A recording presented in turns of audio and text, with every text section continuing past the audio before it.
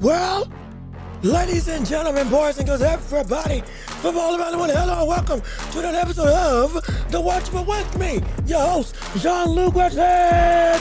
Make some noise, clap it up, get excited wherever you are. We are back with another action-packed show for you today, covering the world of boxing, and we are off the back of a very eventful weekend of nights of weekend night of action, weekend night of highlight reel KOs, weekend night of now some questions involving the solidified status of some fighters around the boxing world, like with Cruz and Lamont Roach fighting to a draw, Fulton having a KO of the year candidate. What the world is next for him and what seems to be a comeback trail since his return to the ring, and so much more that we have to discuss on the show today. As of course, we also have the championship rounds at the end of the show, where you all are able to drive the conversation and talk about whatever you want to talk about for the last 30 minutes of the show, to see what you gotta say and get your takes off, get your own responses on whatever we talk about in the show, or even beyond that, in anything involving the sports world. But oh boy, we got so much to discuss. I'm so happy to be with you on today. Before we start though, let's do the intro correctly. If you're tuning in, hey, this is The Watchman. I'm your host, John Welch, and if you haven't already, be sure and subscribe to the channel. Come on, be a part of the empire. Join the greatest show in all the globe right here on YouTube and on every podcasting platform imaginable. Rate us 5 stars wherever you listen to your local podcast. Also, be sure to leave a like on the video if you're here. Helps the algorithm to push our show to the masses throughout the boxing world and just the sports world in general. And be sure to share the show with everybody that you know, so we can keep on building up this empire together. All with you and your support, we can make this thing bigger, better, and grander for your viewing and listening pleasure. If you want to support the channel, we got Cash App, PayPal, links down below in the description, and super chats, super gifts, whatever the word you want to give, if you can give to support this show. Like I said, we're funded by you. Viewers like you help make this show possible. Viewers like you help essentially pay the bill for what we do around here. So hey, if you can and you see this show is worthy of deserving some alms, hey, feel free to get some alms to the empire, absolutely, so you can go on and help be a part to make the show bigger and better. But with all that being said, we got an action-packed show for today. We got boxing to cover, and so without further ado, we got sports to delve into. So without further ado, hey, you know what time it is. It's time to talk boxing. It's time to get into nitty-gritty, and so it's time to step into the ring. No, wrong button. There we go. Yes, sir.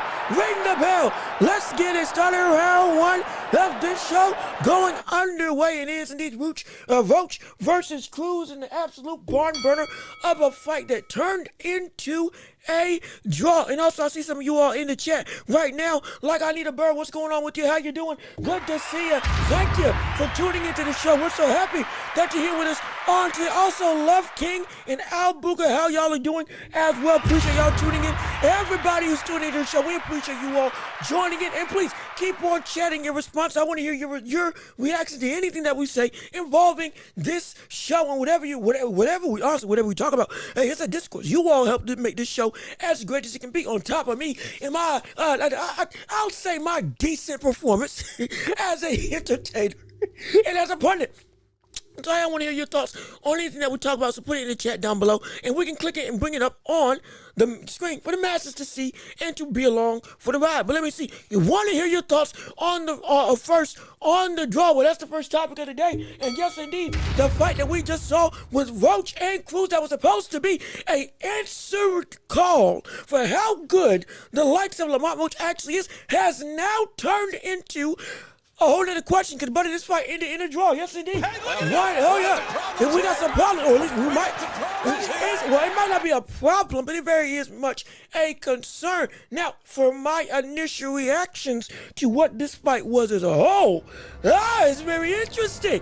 Very interesting. Indeed, I had to rewatch the fight. Had to go listen to some other people on some insights into what they thought it was as well, to kind of help you make sure I was thinking correctly. And in all honesty, I would say that it wasn't a robbery that Lamont Roach didn't win. However, I don't know if, on my rewatching, if Lamont did enough to win to deserve a full-blown decision. That's the thing. Now, I will also say, with that being the case, I don't think that Cruz should have gotten a nod for one of the judges either. Be clear on it. Be clear. Be clear. On my watch, and me thinking about everything I could think of with regards to how this fight went, it was a draw flat out. It was a draw flat out. And again, I initially said that I think Lamont Roach squeaked by with the win if you could give it to him. But ultimately, I thought it was a draw on the night of the fight. Could have made an argument for Roach. Went back and rewatched it. Went back and thought about it. I think it's an outright draw. I really do. And again, that's not a bad thing. That's not a bad thing now. Hold on. I know some people say, hey, I get it. Lamont Roach, another time, brother got docked. And well, not docked, but the brother got put into a draw. People feel that, oh, he might have won. All this different stuff. What's he got to do to win? How in the world does this brother not have the goods to be able to get over the hump yet again against a very viable and dangerous opponent? And I get the ire. I completely understand. Again, as we go through and break down the fight, rounds 1 through 5, in my estimation, the majority of those went to Eastside Cruz, controlling the inside, being able to make Roach go through and fight his game plan. If you were able to watch us on the live stream when we did live excuse me, when we did a live stream commentary on the fight last weekend, and again, for those of you tuned in, thank you for tuning in. We appreciate it so much. Everybody who turned up, over 4,000 people came through and showed up through the live, in and out through the course of the entirety of the night. It was a joy to have a bunch of conversation with you all. So, hey, I appreciate you all tuning in. Appreciate you all coming through. But for when I was watching the fight, as we were all calling, first half of the fight, 1 through 5, majority of those rounds, unless you want to potentially give Lamont Roach round 1 or round 2, one of those two. Everything else, it was Eastside Cruz as well. And Lamont, like I told you all, because he was able to take on Tank in the pocket, he went and also said, I can do that same thing against Eastside Cruz and try to do the same or similar-esque type of game plan, fighting in Eastside's domain, standing his ground and looking to go and throw and get ready to do exchanges. And the brother ended up on his butt. Got knocked down. Yes, he did in round 3. Was it round 3? I believe it was round 3. Got knocked down with a great hook by Eastside Cruz in a trading affair that some people said the referee stepped in early to call the knockdown. Again, his glove did touch the mat. I'm not against the ref stepping in to, again, call the knockdown accordingly. I get that. Understandable. But even still, as the momentum seemed to swing, go into Eastside Cruz's favor, leading into round 6, all of a sudden, we then saw Lamont start to go and shift and change. And the momentum started to shift backwards. We saw Lamont starting to box a whole lot more, getting behind his jab and looking to throw second and look to be more of a scoring puncher rather than just a straight-up dogged fighter like he was in the first half of the fight.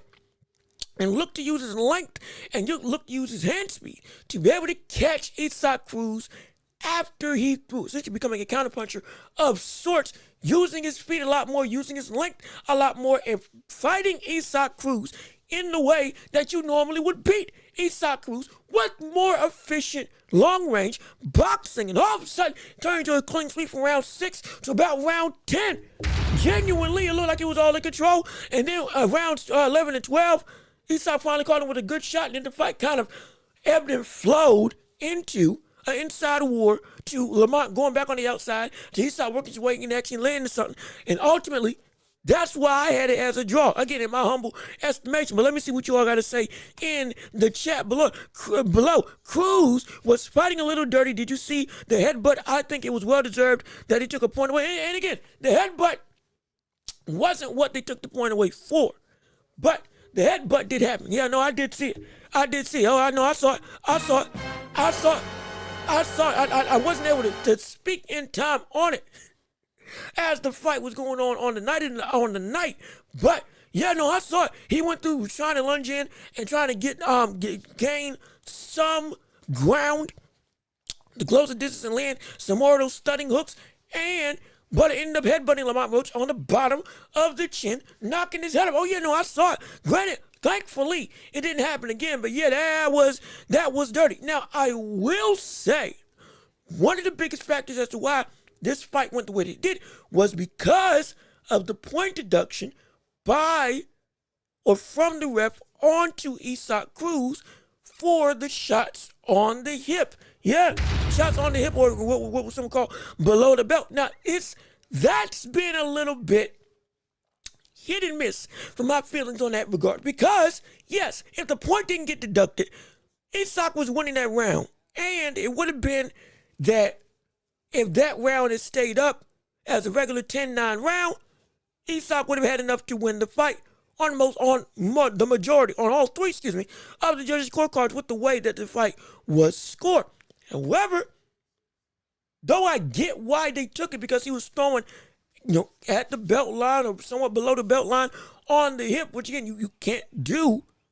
Although some refs let it go. It's been 50-50 ever since Daniel Dubois. We are this whole belt line situation where you can and cannot throw has been a hotly contested issue for a number of years now. I'm telling you can't get away from the conversation. No matter how much I try, it keeps coming back down to it. What are the refs going to let go and what are they not going to let go? I still do not know. I still don't know. But regardless of which, that 1 point deduction would have changed the course of this entire, or at least would have changed the ultimate outcome of this fight, and also would have just not deterred Cruz from going to the body still later on in the rounds. Now again, Lamont Roach forced Isak at the box, forced him to actually use his feet, forced him to stick his tongue out, get all antsy and frustrated. Yes, we haven't seen Isak do that before no matter how much of stiff competition he's faced.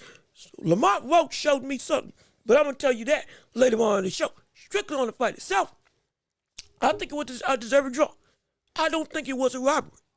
I don't think Roach did enough to win, but I also know that Cruz couldn't pull away like he should have. That's the thing. Reffing, sometimes it was good, sometimes it was bad, especially with the whole situation with when Cruz was thrown to the body. It was only one warning. And then next time, immediate point deduction, which normally it's like 2 warnings, maybe even 3, as standard as we normally see throughout fights over the course of however many years we've been watching. That normally you at least get 2, or at least get a soft warning, hard warning, and then now you do it a third time, we get a point deduction. Andrew Galata got more leeway with him throwing low blows to Riddick Bowe than we saw with Cruz throwing on the belt line of Lamont Roach, which again, some people argue that belt line was mighty high in some people's eyes. Again, just giving you a full-blown picture of some of the arguments we've heard throughout the whole of the people. So hey, yeah, woo! I tell you, this is a fight that deserves a rematch, and this is the fight that needs a rematch, because bigger than just the fight itself, this has now laid a groundwork for where Lamont Roach and Cruz are as fighters in terms of the elite level of competition, which is our next topic that we're going to dive into. Absolutely. Yes, indeed. But before I continue, let me keep on reading your chats and comments to see what you all got to say. You said 4K people stopped through. Oh, yeah. Oh, yes, indeed. As you can see, if you go back and look at the stream, we had a collective of 4,000 people come through and listen to the stream as a whole. Now again, people coming in and out, going through, listening and leaving, coming back or leaving. All those counts as views, and collectively we had about 4,000 people click on our stream to come and listen, at least at some point in time. So hey, it was a joy. It was a pleasure. That's what the third most we've had, I think, come through. At first it was, I think the first one was it Yeju Kim? I think versus Anyway. I think it had like 5,000. One of these things had like 8,000, which, hey, was or at least 6,000. It was pretty dope. It was pretty good. I enjoyed it. Now, if we can get all of them to stay, hey, hold on now. If we can get all of them to stay, Lord, we're going to have a problem. We're going to be a problem. We're going to be a problem. We're going to be a problem. We're going to be a problem. Showbiz are coming for you. You doggone right, buddy. I'm coming for you. You and your 30,000 subscribers. Oh, we on our way up. Yes, indeed.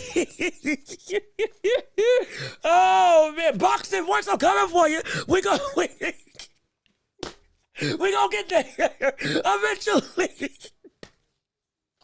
Oh, but again, it was a joy, and we appreciate it. And again, as we keep on doing this, the consistency breeds growth, and it's all thanks to you and your support, no question about it. But again, all the pageantry about what we were able to accomplish. Oh, we can talk about that later. I want to pat myself on the back. We got work to do. We got work to do, and the bigger work right now is talking about. And also, Albuga, I see you. Okay, play. Hey, look, I'm playing the game. I'm playing the game the best way I can, but. With Cruz and whatchamacallit, Isak and Lamont, we can now confirm two things. One, Cruz, like I said previously, is a type of fighter that will give anybody trouble. It does not matter how good you may be.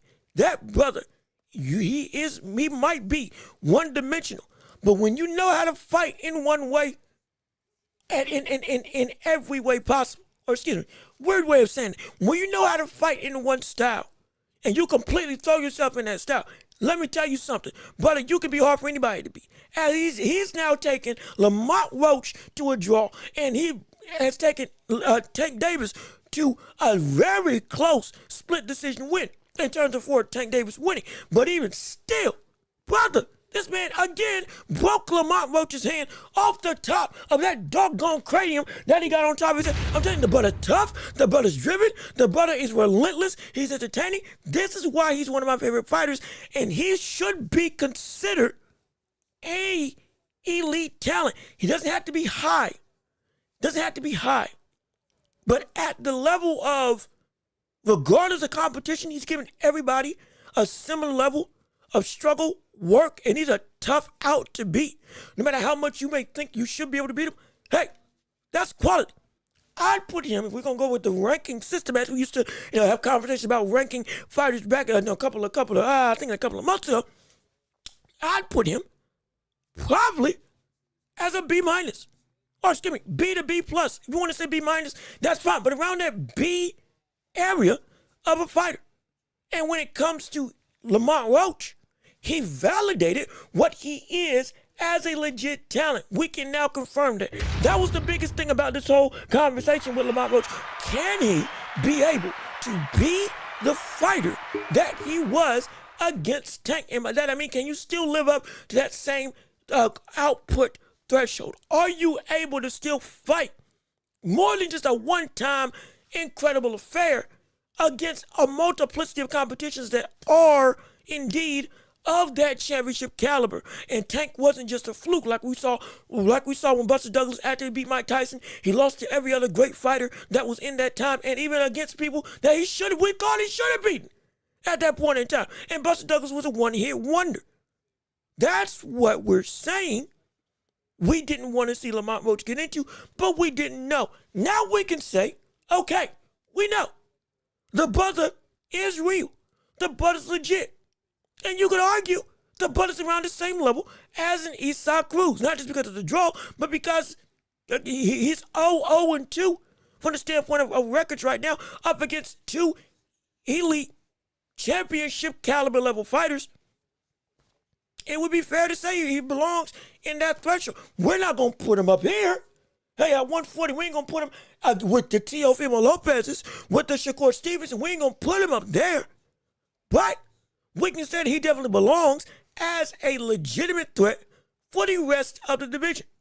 We can say that this isn't just a facade of skill set. Now, he could have done a lot better stuff right. He could have started boxing from the jump instead of trying to work with Isak Cruz on the inside. When we told you it ain't going to be sweet. We said it wasn't going to be sweet when he fought against Isak Cruz. I told y'all it ain't going to be what you think fighting against Tank and fighting against Isak Cruz. Just because you're able to do what you did against Tank, it ain't going to work out the same way. It ain't going to be the same legitimate, consistent success in that mid-range or close-range area as you saw with Tank. Because now you're dealing with a different type of fighter. That aggression, that constant pressure. When you think you're out of range, no, I'm still coming forward. That is something that is monstrously hard to deal with. But we saw Lamont Roach adapt. We saw him go and change in the second half of the fight. We saw him turn into a new fighter for what the situation called for, which is a great sign of somebody who's legit as a talent. Now, with all that being said, I'd want to see them run it back I'd hope they'd run it back. They need to run it back, if I'm being completely honest.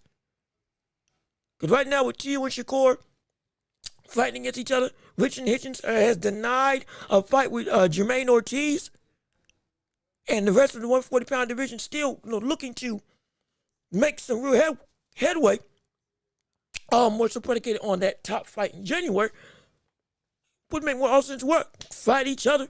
Give each other a rematch. Do what Tank didn't do for y'all for each other. And then after that, let the shit fall where they may. Whoever wins in that outcome, boom, you get a shot most likely at Richardson Hitchens. Potentially had a shot at Shakur or Tio, depending on who wins the title. You eke your name up into big-time standings. And it's a fight I pay to see. I hope they run it back. I really do. Because they need to run it back.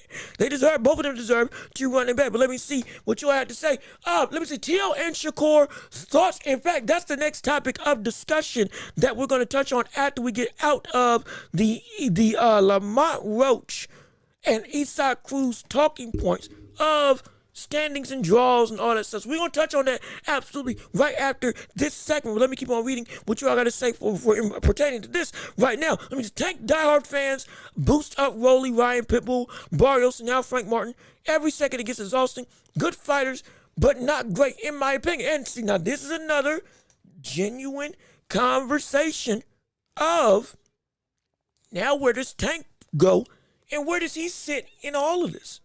Where does Gervonta Davis sit from the standpoint of his talent level with what we've seen from the requisite people that have beat him fighting against each other, going and elevating or even not elevating? How does he go in all of that? Honestly, it's thought I didn't really plan on going to, but hey, it's a good point to pivot at. Let me see. Ryan is trash. Don't even mention him. And like we have to, because all of this tells the story and leads into this whole conversation with the talent level of Lamont, Cruz, Tank, Ryan, and all of them. Some people are making the argument that Lamont Roach, Eastside Cruz, and Tank, shoot, with all these people having close fights with each other, some people are saying that they're all on the same level. I said some. I'm not saying all. I'm saying some. Some are saying they're all on the same level with how they all have had close fights with each other. And when I say triangle theory, but we're saying legit in the ring, buddy, they have all struggled with each other. Is it happenstance? Is this where their actual talent is? I don't know.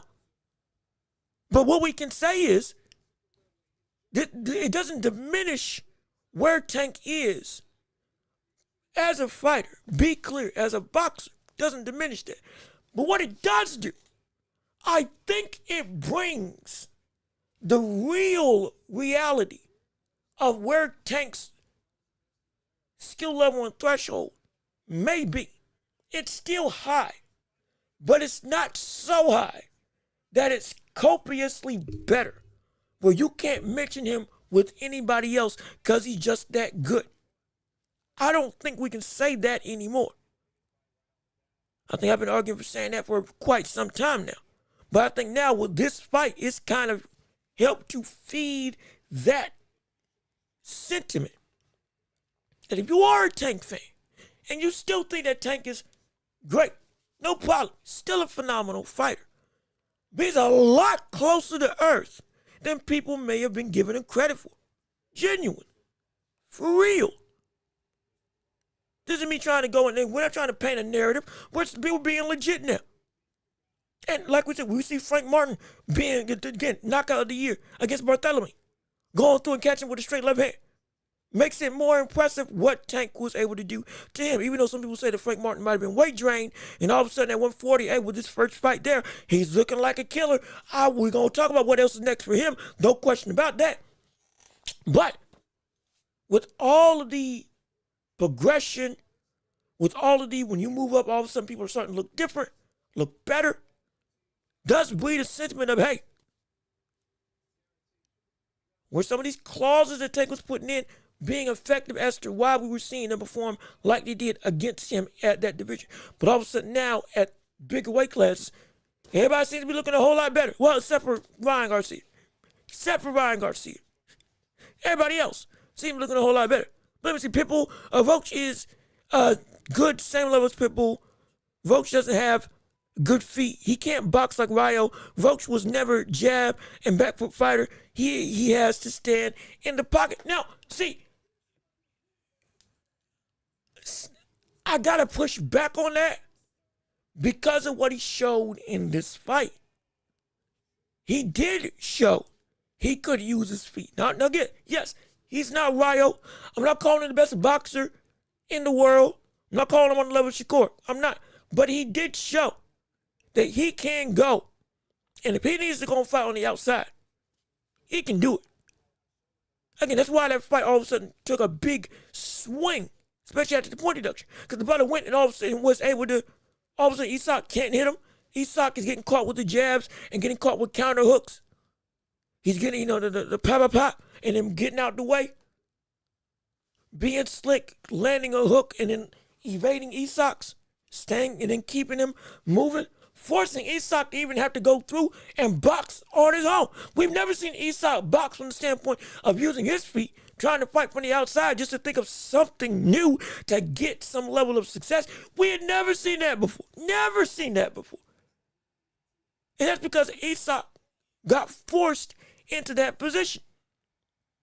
That is a credit to Lamont Roach in his actual boxing prowess. You can say it's not the top 3 in the world, perfectly fine. But he does have it. It may not be as pretty, but he showed he can do it. He did show he can do it. Because that's the only way you could get that type of fight or that type of success against Isak is if you box. That's been the only people that have beaten Isak Cruz. People that box. Like legit box. Not just from the outside, but just from in general. Using length, making him miss, going through and being able to counter him consistently off of his big load-up shots, and being able to keep your distance. That is not easy to do against Isak Cruz of all people. And he did it in the second half of a fight that he was losing. He fought his way back to a victory. I can't say that the brother don't know how to box. He does. He does. He don't got to be pretty, but it was effective. It was effective. That's at least his best attribute, yes, stayed in the pocket. If he had to go somewhere else, guess what? He went somewhere else. He did it. He did it. So I can't get mad at that. But even still, going back to another, somebody else said something in reference to Teo and Shakur, which is one of the other topics of the day that we're going to discuss with Teo and Shakur having a little bit, when not just spats, but more and more as this fight is going closer, because now we have an official date for where this fight is going to be. It's going to be on the January. What did I say? I said January 19th, I believe. In fact, let me not speak in hyperbolic terms. Let me pull up the whole credentials, newsletters, and everything from social media to make sure we are reading everything correctly. Because as you can see right here, as we go to the old picture-in-picture right here for the viewing audience, and if you're listening, hey, how you doing? This is still the Watch, but we're going through the news and switching gears into the world of Shakur Stevenson versus Teofimo Lopez in a fight that has been highly anticipated. What is genuinely seen as a super fight now is going to be at a venue deserving of all of the glitz and glamour that a fight of such magnitude deserves, which is going to be in Madison Square Garden. Yes, sir. Oh, yes. Oh, yes. Yes, sir. La Mecca of boxing, one of the pinnacles of the sports ethos, one of the most accomplished and absolutely reverenced buildings in all of sportsdom, Madison Square Garden, New York City. And excuse me, the date was wrong. January 31st is going to be where a fight of an epic magnitude between two of some of the most skilled, well-versatile, highly anticipated stars in the sport, not highly anticipated, arrived stars in the sport who have been able to go and climb the ranks, both of them in contention for pound opportunity, both of them fighting for, I believe in this situation, championship aspirations. Oh, it's going to be a joy to watch. Oh, hopefully it's going to be a joy to watch. And it's going to go down where history happens, where all mega fights happen, where most of the biggest fights in history have taken place in New York City, and involving the fight itself with how we can view this thing going, I do want to ask, or at least have a dialogue about Shakur coming up to this division. And it's something I've said previously about Shakur when he first got to 135 pounds, and that was the sentiment of his own ability to be able to carry some more levels of legit eye-catching, or at least not even eye-catching, of some legit carrying power as he goes up into higher weight classes. Because again, I've said it with other fighters. I've said it with the likes of Boots. I've said it with the likes somewhat of David Benavidez, but anyway, I've said it with this. Not many fighters, but some fighters, where the bigger you get, the stronger you'll be physically, especially with these young fighters coming up.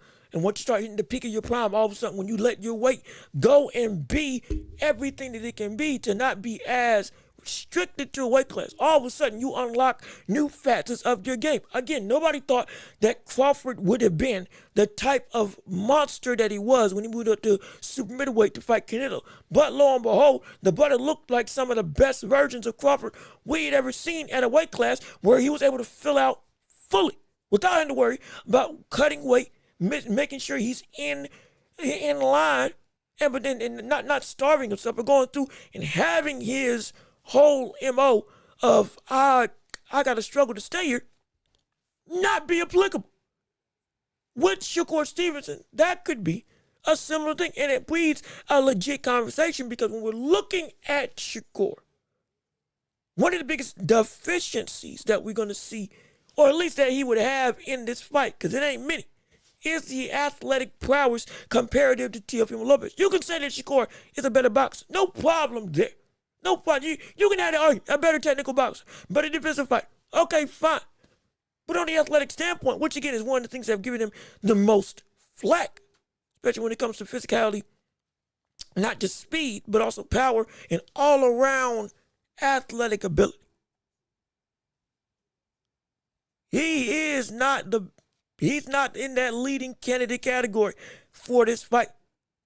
And it would help him a lot if he was able to actually have some staying power, similar to what we saw with Devin Haney and Brian Norman Jr., with his punches being able to sting and combat the aggression, forward movement, pressure of Brian Norman Jr. Same thing could apply if we see that the power of Shakur Stevenson gets amped up. The strength gets amped up.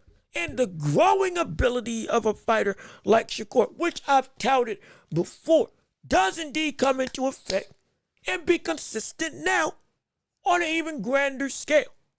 And all of a sudden he gets better. He gets more athletic. He gets more flushed out in his physical ability. Some people call it man strength. Some people call it man body. Essentially, when you fully are able to grow and mold out as your maturity grows, you turn into something better, something more capable. That's what we could see, hypothetically, from Shakur when he moves up to 140 and fights against Teofimo Lopez to close that athletic gap. I'm not saying it's going to happen. I'm saying it could. And if it does, it's going to be interesting to see how that's going to fare for Teo. Yes, indeed. Yes, it will. Yes, it will. Just food for thought. Just food for thought. We've had this following diatribe with Shakur and a couple others surrounding the show. So, just food for thought to let you see, or let you have an opportunity to think about the framework of what can potentially happen as the months tick down to seeing one of the most high-profile accomplished fights to start the year. And what's going to be most likely a pound-for-pound level endeavor. Not most likely. A pound-for-pound setting endeavor for each of them. Oh, gosh, it's going to be fun. I can't wait to see it. No question about it. I'm excited for this fight, and I still want to hear your thoughts as well on everything involving this fight and so much more. Also, we got Matt Borgerson in the building today with the What's Going On, brother? How you doing? Appreciate the $5 super chat with you. And my gosh, I ain't even got to put the title on. I ain't even put the correct title for the topic of what we were gonna of what we're talking about. My goodness, I'm so sorry. But even still, we're gonna still have some more conversation. But let me see what you have to say, Matt. I'm more excited for Teo versus Shakur than Spence versus Crawford. They're more primed and it's more consequential on who's the future of boxing. Oh, interesting. Now, I'm not gonna lie.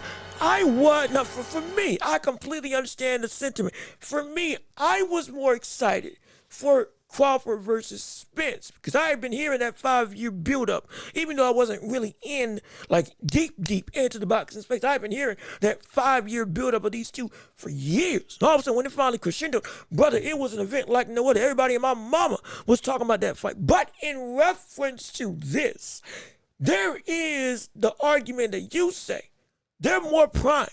Mind you, both of them are under 30, or at least either under or right at 30. At least I know Teo's closer to 30 than Shakur. But either way, both of them, I believe, are under the age of 30. Both of them are legit getting into the best versions of themselves early in their career with not a whole lot of wear and tear on each of their bodies when it comes to, as fighters, what happens when you go through and you going through a bunch of wars, or you've been fighting for a long time, or you go through and you fight in a manner that is incredibly either with a lot of longevity or with a lot of fervor. You can get a lot of miles in your gas tank. I'm serious. And we talk about with Teddy Atlas, Teddy Atlas is talking about this as well. A fighter's age ain't always just their age. It's the mileage in the ring. It's how much damage they've taken, the amount of wars that they've been in, the amount of time that they took, not just in sparring, but in fights in general, in training. All of that builds up as tread on the tires. Rather, it wears down the tread on the tire. And it can make it so that even though a fighter may only be 23 to 29, 32, but they got the age of a 40-year-old, a 45-year-old, because they've been around for so long. We ain't got that problem with this fight. We ain't got that problem with this type of endeavor. We ain't got that problem with this type of matchup because both of them, genuinely, while they've both been close to or at the mountaintop for their careers, they both still have more than enough in the tank to not have lost anything necessary or anything substantial to not make this fight incredibly close and competitive. And they're both in pound-for-pound discussion. Both of them have been accomplished champions who have beaten reputable names. And both are seen as some of the greatest freaks of nature that we got in boxing today. Shakur with this incredible perception and management and defense, distance management, and defensive, essentially perfection, nearly. And essentially with a Sharingan for an ability to see what's coming his way. And then Teo with essentially a devil fruit power of being able to, again, if you're an anime fan, you get the references, of being able to essentially fight like other fighters in his own division, be able to copy what you do, and also have the ability with his own unique style to go and wipe the floor with just about anybody. Yes, he's had highs and lows, but both of them have had struggling performances against the very people that they're about to face off against.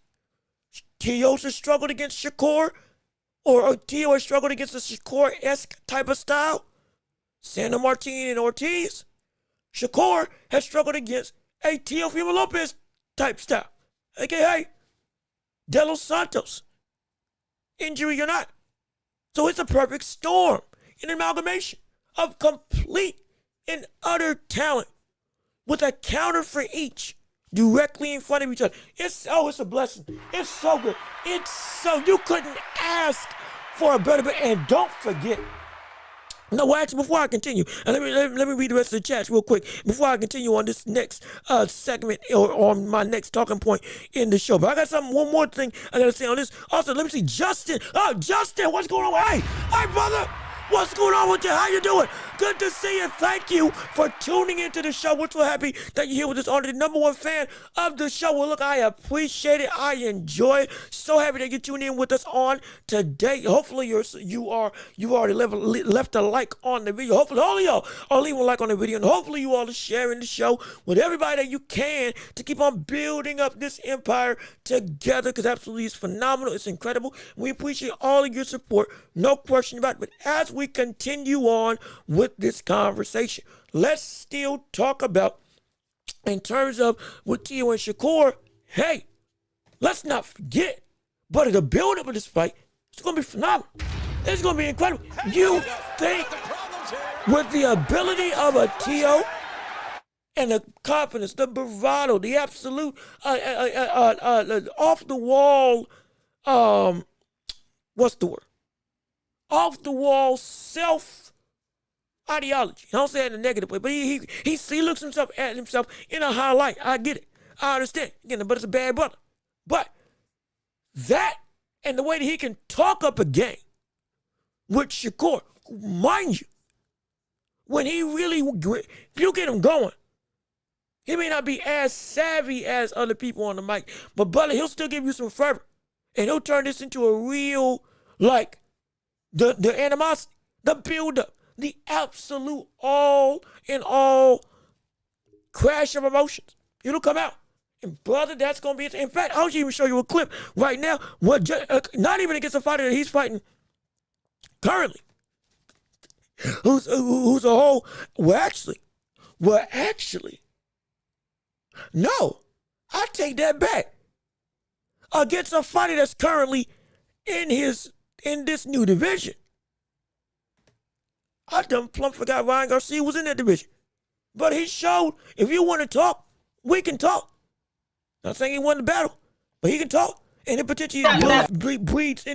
potentially can bleed to another match that comes at 140, depending on the result of this fight with Teofimo Lopez. Now I'll play you the clip right here of Ryan Garcia and Shakur getting really personal with each other. I'm not gonna lie.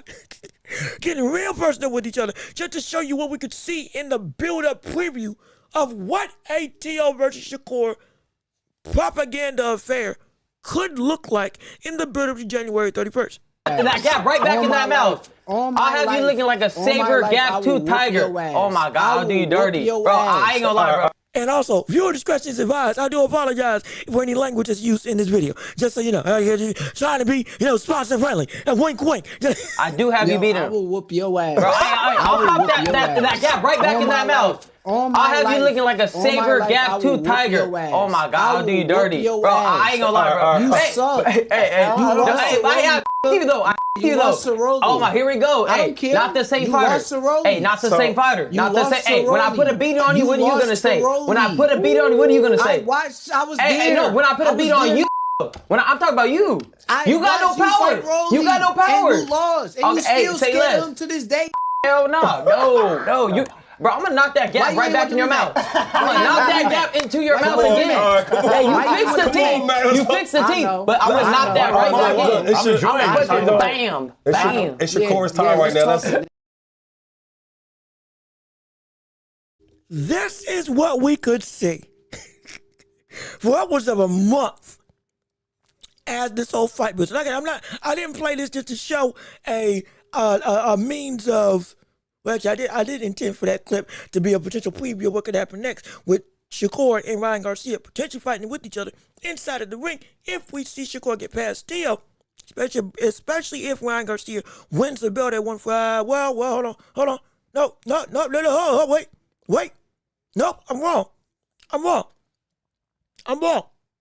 They're at 147. You believe Ryan Garcia's at 147? I believe he's fighting Barnes for the title. Barnes at 147. Ryan's at 147. Shakur's at 140. Even still, Shakur wants to move up. That's a fight that could happen. Even with that being the case, this was more so just to show what a potential build-up marketing ploy, or rather marketing tenure, we could see with these two talking with each other every single week, going and jawing at each other in press conferences, interviews. Put Teo in Ryan's position. and watch the sparks fly. Mind you, this is against a fighter and Ryan Garcia versus Shakur. Well, I think Shakur's the league's better fighter. Absolutely. You put somebody that's on Shakur's level of talent against Shakur who can talk better than Ryan Garcia and can get under Shakur's skin just like Ryan Garcia, even more so, but we're going to build up for the ages. This fight is going to be incredible. The hype of this fight, is going to be phenomenal. Oh, gosh. The hype of this fight is going to be great. It's going to be great. I can't wait. I cannot wait for it. Ryan does suck. As a person, and like I said, again, I played the clip just to show if you put Teo instead of Ryan Garcia in that same interview, imagine what would be flying from each other. From the standpoint of an entertainment value, the hype, the jabs at each other. You lost to Cambosos. Well, you struggled against De Los Santos. Hey, brother, you think you're going to have to fight like you did against Cepeda, against me, because I'm not going to let you just outbox me like that. No, that ain't going to be the case, brother. You're dealing with a real savant of this sport. Well, you dealing with the former undisputed champion if it's Shakur talking to Teo. Teo can throw his belts and his undisputed titles. I beat the best in the world. I'm way better than you, and I've beaten people better than you. You ain't nothing to me. It can be so entertaining. I dare say to start the year, that could be the build up of the year. That could be the build up of the year if it goes out right, if it goes correct. Boy, I can't wait. I can't wait, man. I can't wait at all. It's gonna be phenomenal. Oh gosh. Oh my goodness. It's so again. Matt, I get the excitement. I get it. Because it's going to, and I'm probably going to feel it in the same way you feeling it. Once we get more closely contested, especially after their first press conference. Because I think their first press conference is, when is it? When is their first press conference? If we get, is it today? Is it this week? Is it this week? Let me check it real quick. We're doing some on the fly.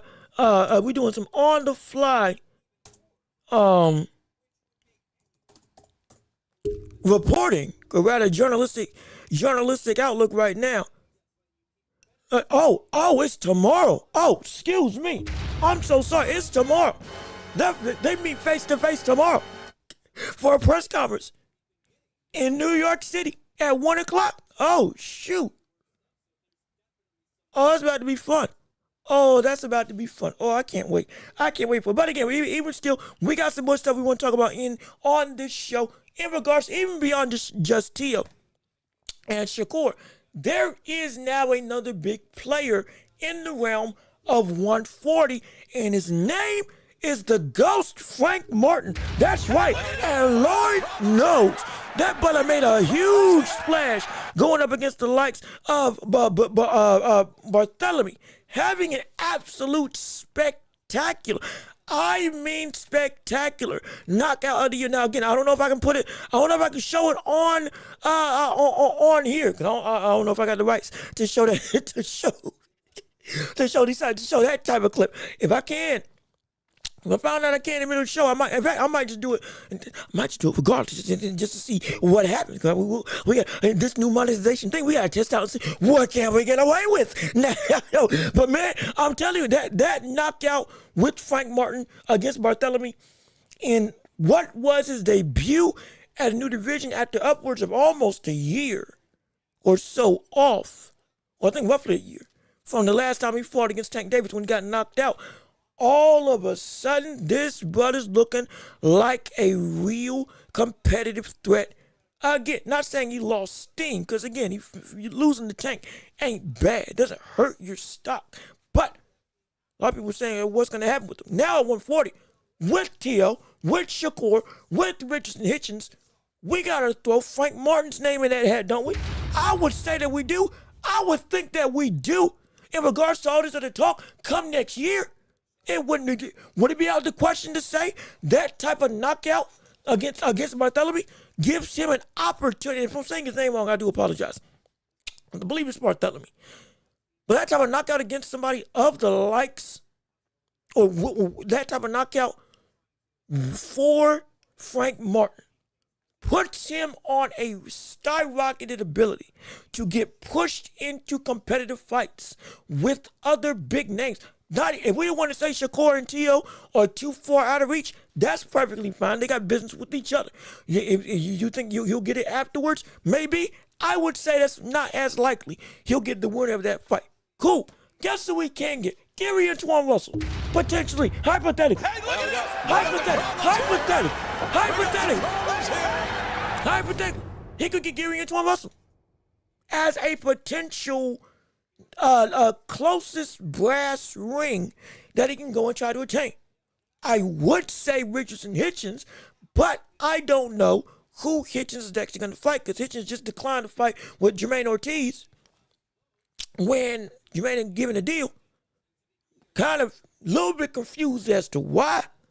Let's just doesn't want that smoke, because I believe Jermaine Ortiz was saying that he had beat him already, either in the amateurs or in the pros. I'm can't exactly. But no, I think that actually that might be. Ortiz might be the loss that he had in the professional. So let me see.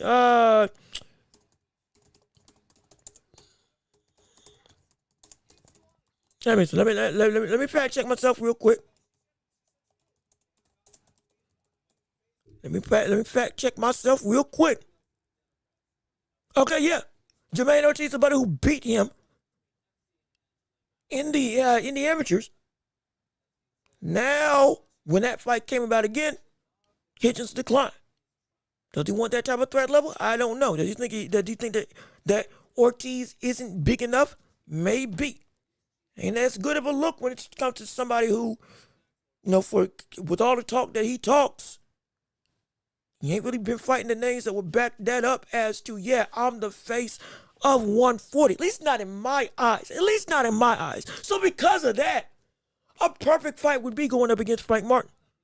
Somebody who just made a splash, has faced off against huge competition before, and now has the wind at his back from a sense of popularity and revitalized notoriety.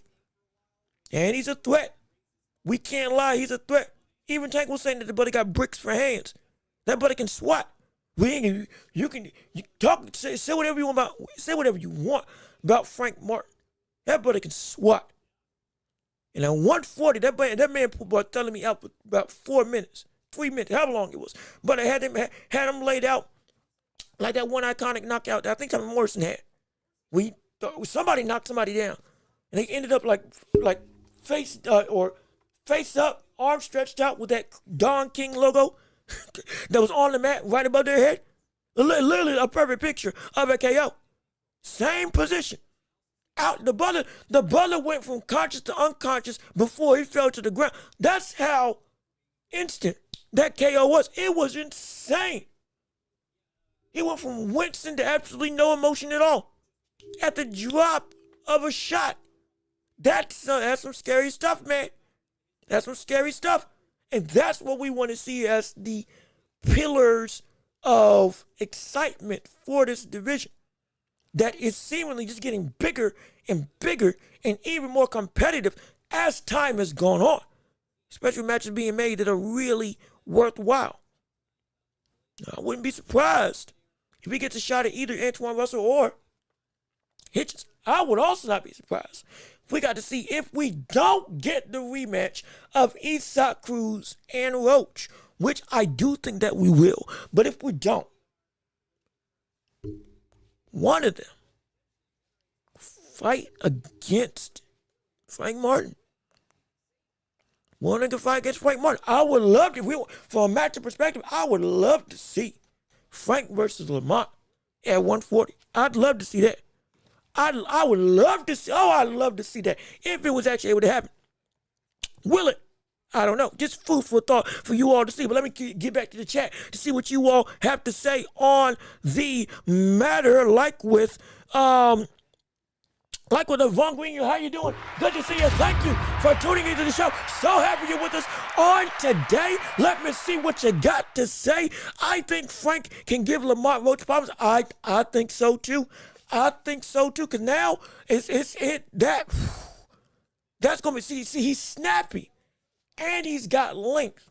And I doubt that Frank Martin's going to fight with the same level of overcautious fear that he fought against Tank against Roach. Because he definitely don't see that Roach has that type of ability to put you out with one shot. You know, this ain't a knock against Roach. It's just the fact that it's Nature of the Beast. It's Nature of the Beast. It's what Roach is as a fighter. He's not a KO artist. He's strong. Yes, he's got some legitimate power. Yes, he can trade with some of the more dangerous people in the division. Yes, but it's not enough that he's going to put you out with one shot. You don't got to worry about that. It's not a knock. I'm not saying this as a detraction. I'm saying this as a fact of reality. So since that's the case, we're going to see Frank walk in that fight with a lot more confidence.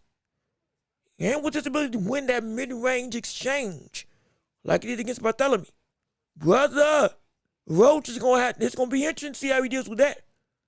The last two fights Roach has been in, they have been shorter fighters. Not a knock. I'm not knocking. It's not a knock. It will be interesting to see somebody who carries that level of power with a similar reach and who can operate better from the distance that Lamont Roach wants to be at. Where could he go and get a win from that perspective? That would be very interesting to see. That would be very interesting to see. I would love to see that fight. Also, Mr. Miyagi, how you doing? Good to see you. Thank you for the 10 euro super chat. We appreciate it, absolutely. Thank you so much. Yes, indeed. All the funds, give the alms.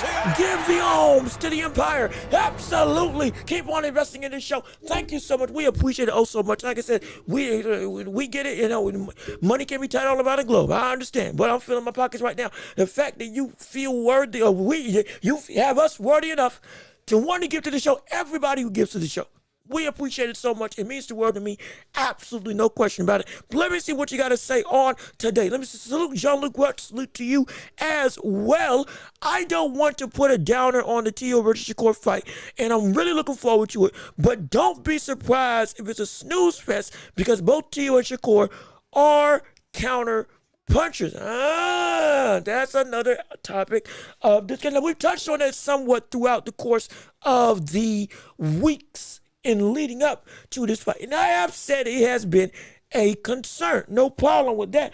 But let's put this into perspective as maybe a way to quell said type of interest. And I think, and again, what I'm about to say, somebody else, some other host said this. I'm trying to remember who. Some other host said this on another platform. It's a very good point to make. To be clear, this is not my own idea, but this is a good idea that I got from somebody else. I can't exactly if I can't remember. I do apologize, but it is the truth. But it still stands and it needs to be said regardless.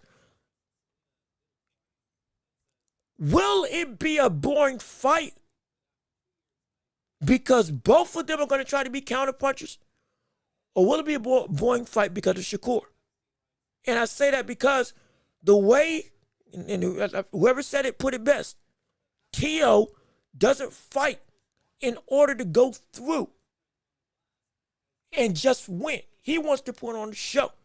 He wants to be entertained. Part of the reason that he struggles with more restrictive types of fighters like Martin, like Ortiz, is they want no pot shot, score, get out the way. They don't want action.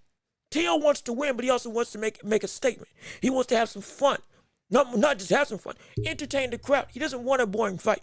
Teo is more likely to try to turn this into an exciting affair, in spite of Shakur trying to keep it very much baseline and boring. Now, if it's got to get to the point where Shakur is going to go and we're working. Hey, look, my boxing ain't working.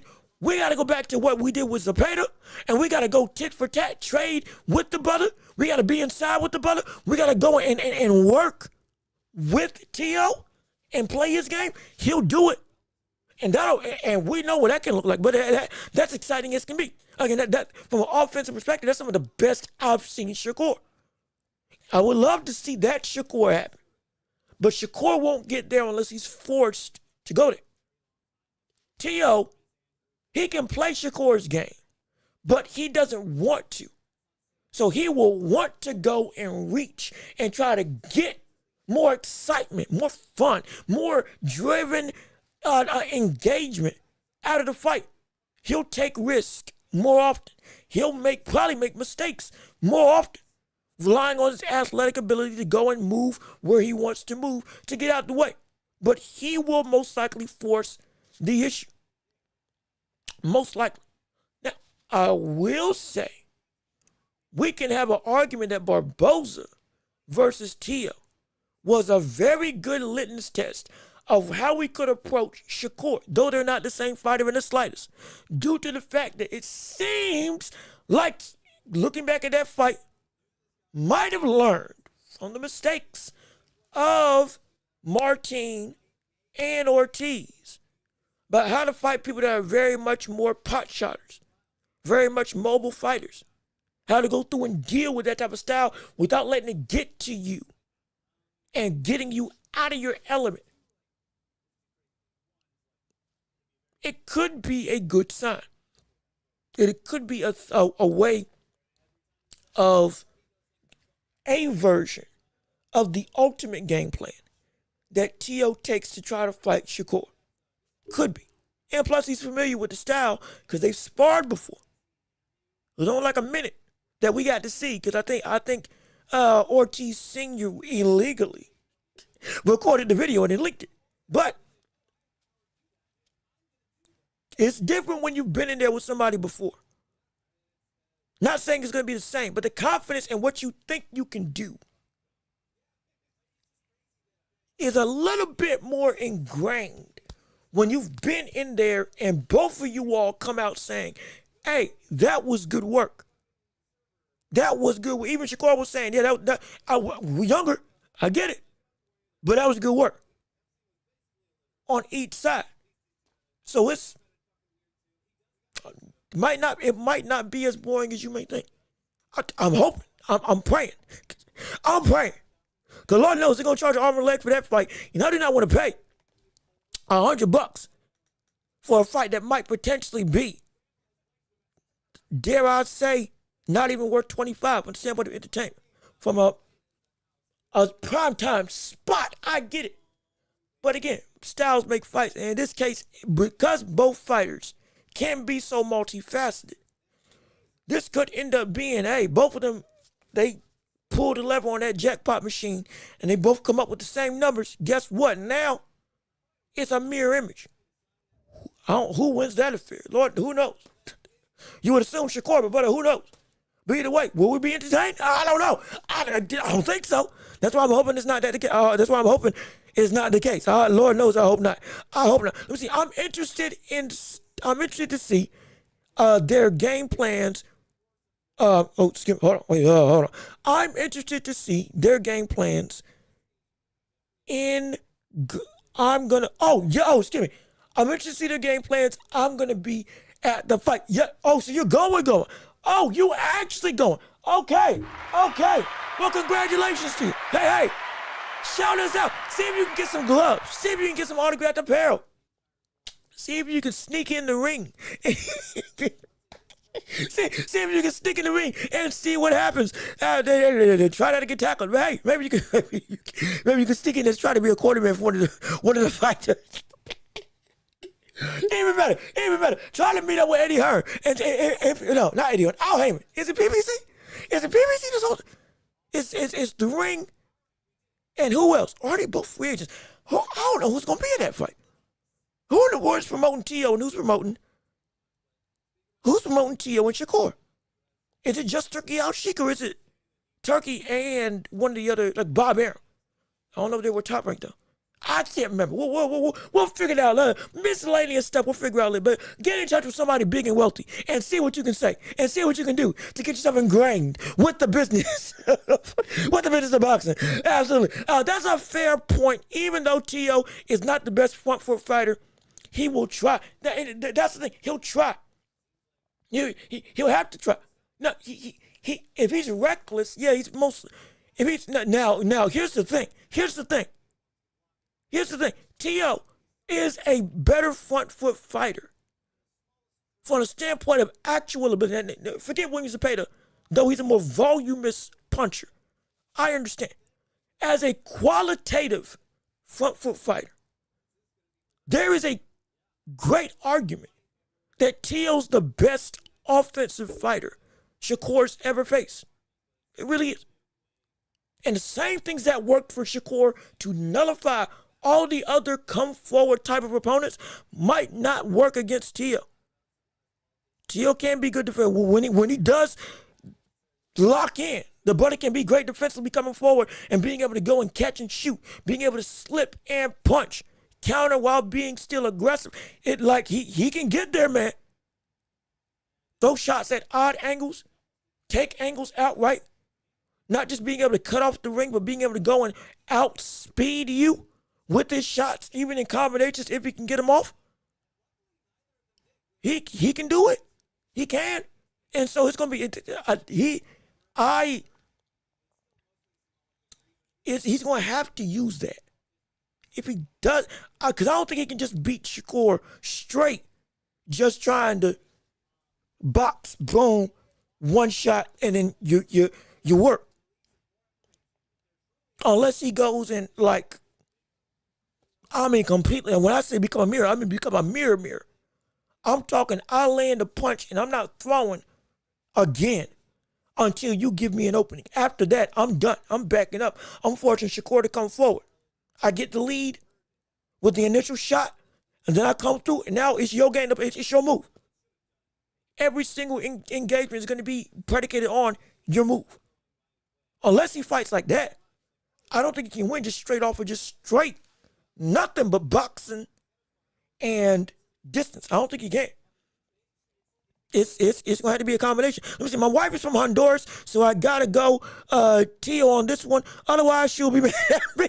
Look, I think Shakur. Hey, look. Both of you all can root. Both of you can root for Shakur or root for Teo together. Absolutely. Hey, even if you think that Shakur is going to win, like I said, make it a family affair. Go ahead.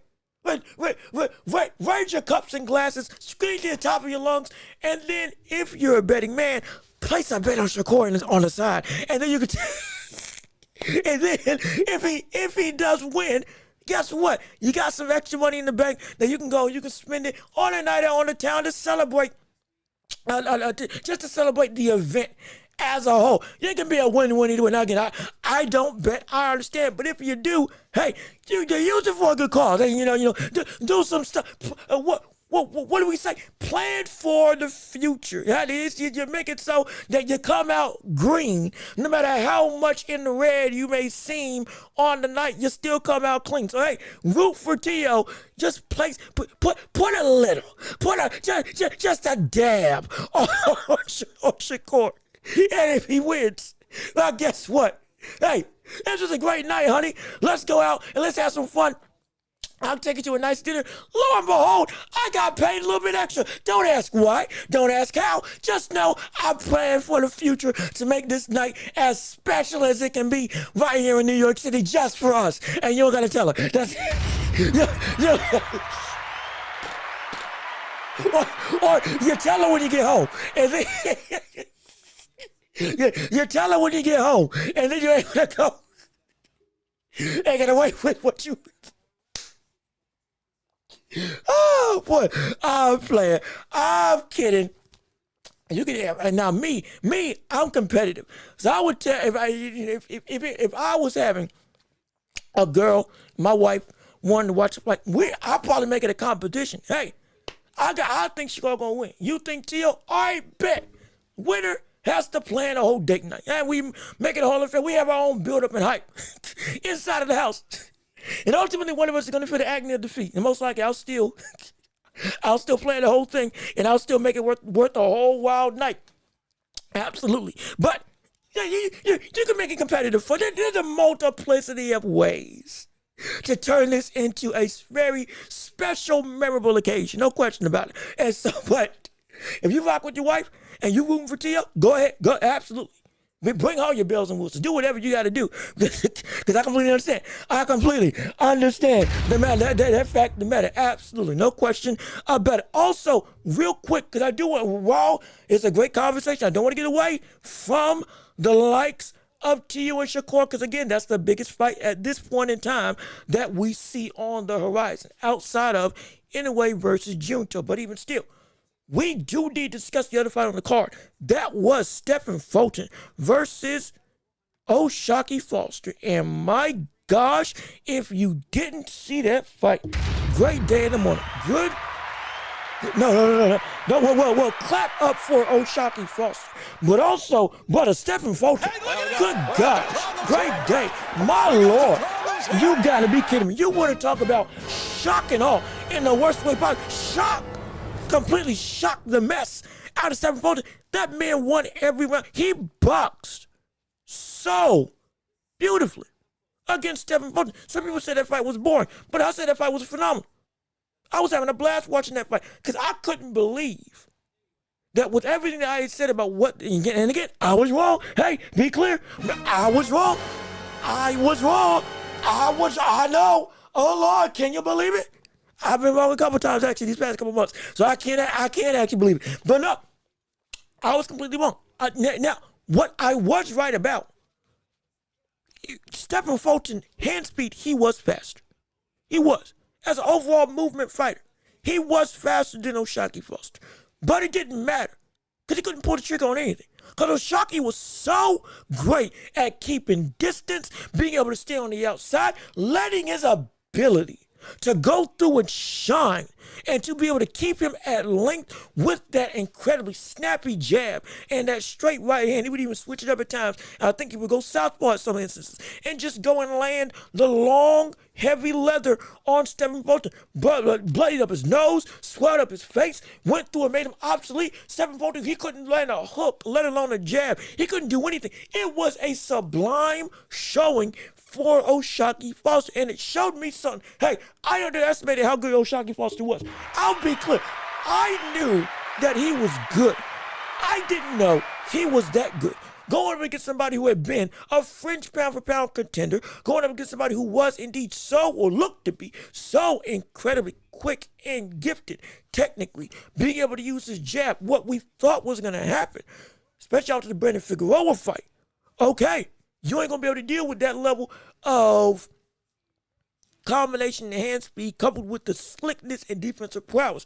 Lo and behold, yes, you can. And he made Stephen Fulton look obsolete. He had people asking, how in the world do we think this brother was pound for pound ever?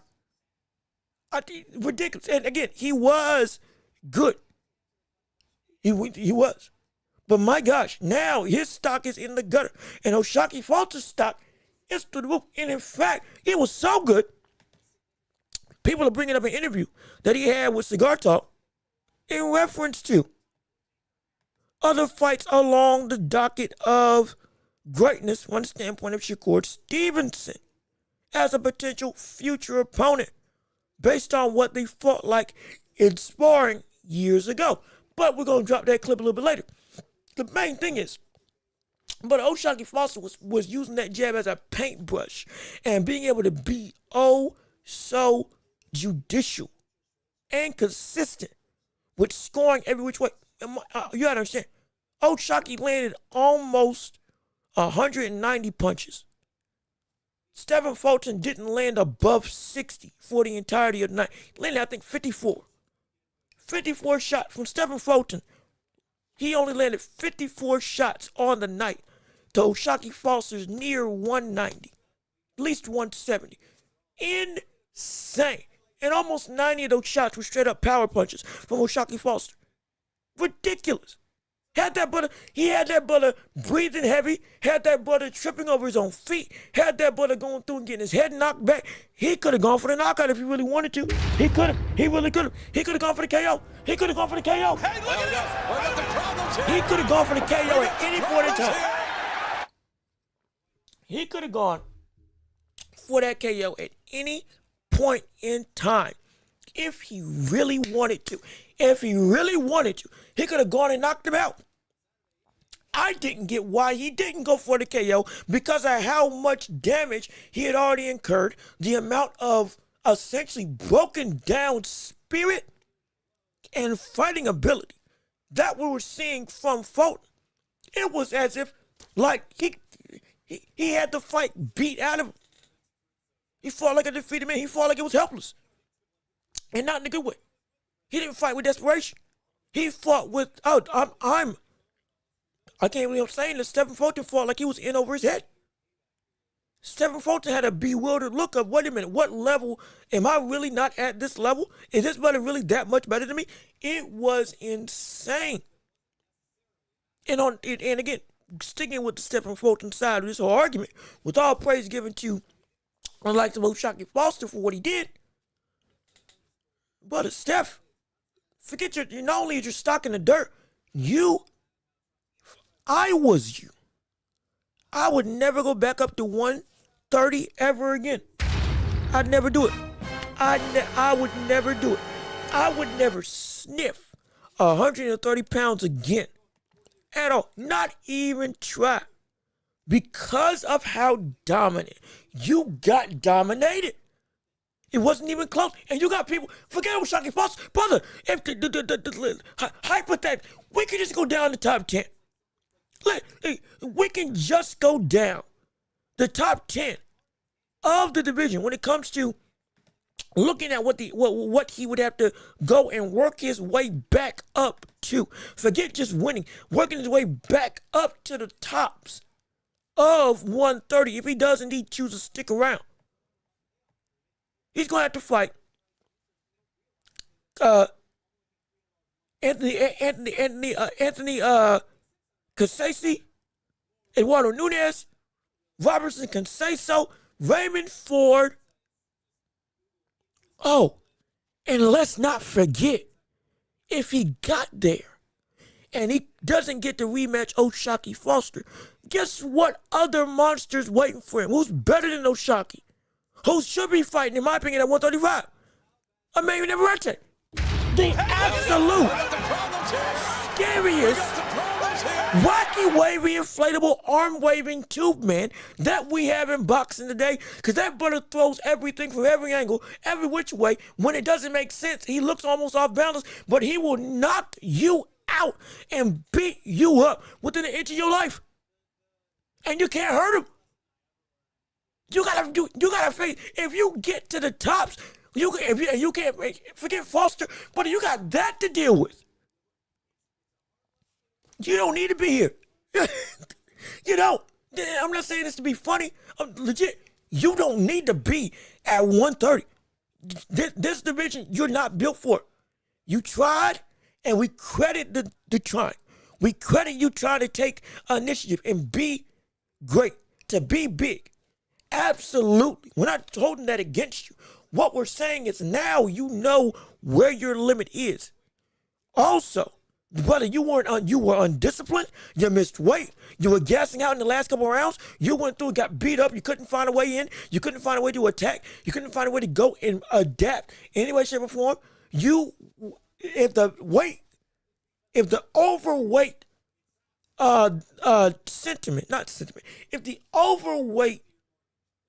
way that you came into this fight was indicative of your lack of discipline throughout training camp as a whole, you need to go back to the drawing board, not just back down to a division. You need to go back to the drawing board. Because, again, in a way, beating you was indeed incredibly impressive because of what you were at that point in time. But you also now seem like you've regressed a little. Bit. And you need to lock yourself back in. Because right now you are in a world of dangerous pain for how you're going about moving through your career if you want to still be at the top. Because right now your superstar status no longer existent. It ain't. It's not at all.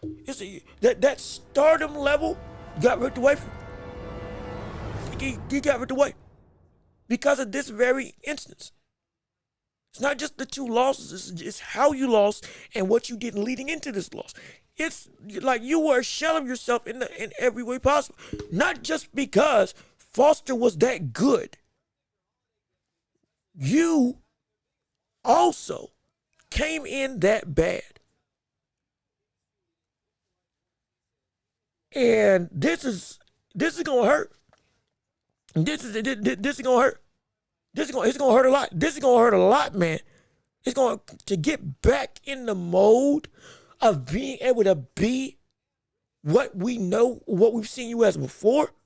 When you face yourself in the mirror and you go back and look at this fight, it's gonna hurt. I'm telling you, it's gonna do something to your pride. It's gonna do something to you, to your psyche. It's because it's done to other fights before. You're gonna start. You got beyond the loss. You're gonna run into roadblocks of these questions, your own confidence, your own ability. The fine line between adaptation and overcorrection can happen to you right now because of how egregious this performance was. You better walk this tightrope lightly, or you're gonna be in a world of trouble. You're gonna be in a world of trouble. I'm telling you. But this was bad. Let me see. I was surprised how Foster was switching from orthodox to southpaw. It impressed me. Absolutely, it did. It impressed me, the Kingdom Come. No question about that. Because I didn't think he had it in him. I didn't know he had it in him at all. And if Fulton has no legs, or Fulton had no legs, no lateral movement, and you're right, he didn't. He didn't at all. Also, Mr. Miyagi, thank you for the $5 super chat. Appreciate you coming in and supporting. More arms to the Empire. We appreciate it so much. Again, it means the world to me. Anybody else who can give, if you want to give and get your super chats read, though we try to keep on reading everything regardless, hey, feel free to. And we appreciate it. We love it. We want to hear your thoughts and opinions just in general, or in regards to the whole of the night and just your opinions in the whole of the fight. For whatever you saw last week or whatever you're excited for coming up for the next couple weeks. I want to hear from you. But again, Mr. Miyagi, thank you so much. We appreciate it so much. Absolutely. I almost feel like now Fulton just wants the pressure fighters because that's where he seems to do his best work. For the sake of his confidence, he's going to need that type of fighter to fight against him next, just to get a win. That's going to be number one. But number two, it's more than just the pressure. It's more than just pressure fighters that he's struggling with. It's his, at 130, outside of Brandon Figueroa, at 130, he doesn't know, or at least he got exposed, that he can't work to get inside the score like he needs to. It's more than just pressure fighters or the fighters that he is able to work best at. The same thing was happening to Inoue. The same thing was happening to Inoue. It was just in a crazy reverse situation that in this fight, Oshaki was the bigger, longer fighter, and he was patient and wouldn't get off of his stick to go and land and keep you where he wanted to keep you. And the volume coupled with setting up different variations of the same combination made it so that Fulton wasn't able to use his own twitchiness to score and land because he was way too far out of reach. He didn't want to risk anything coming in on the inside. But he was against, again, a longer fighter. Okay. Inoue was the shorter fighter. He did the exact same thing to Stephen Fulton. He used his jab, this time to the body, to continue to keep Stephen at distance. Made it so that consistently that jab was popping out downstairs, level changing and going all the way, extending as far as he could to keep Fulton at bay and making something always be in his vicinity. And he wouldn't let Fulton get close enough to land those hooks that he keeps trying to throw. That short check hook or that straight 1-2, he wasn't able to get in the range and get on the inside to land on Inoue. Two people did the exact same thing against Stephen Fulton and dominated the fight. Stephen's got to learn to move his head and to go through and work on the inside, not just by being able to catch you with quickness. It's effective when it's landing. But you got to work on getting in range now without getting hit. And corner, it's going to have to be now. It's going to have to be. You're going to have to work on being able to get inside, moving your head, level changing, and especially against taller fighters, being able to cut off the ring. O'Shaquie Foster was able to work around the ring in a circle almost without reproach. And when he did get to the ropes or in the corner, he was able to escape easily. Fulton couldn't keep him there. Fulton wasn't cutting off the ring. Fulton was chasing.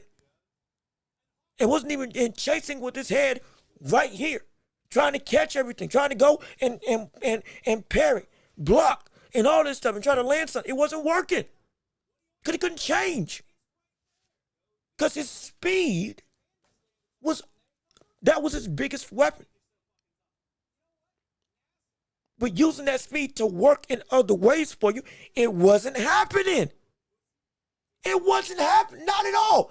It wasn't happening at all. Hey, look at this. Not an iota. We got some problems. Not an iota of work, of effectively going through and closing that distance. He was at the same range for the entirety of the time. And brother, guess what? He got knocked out by Inoue. Inoue closed the gap on him.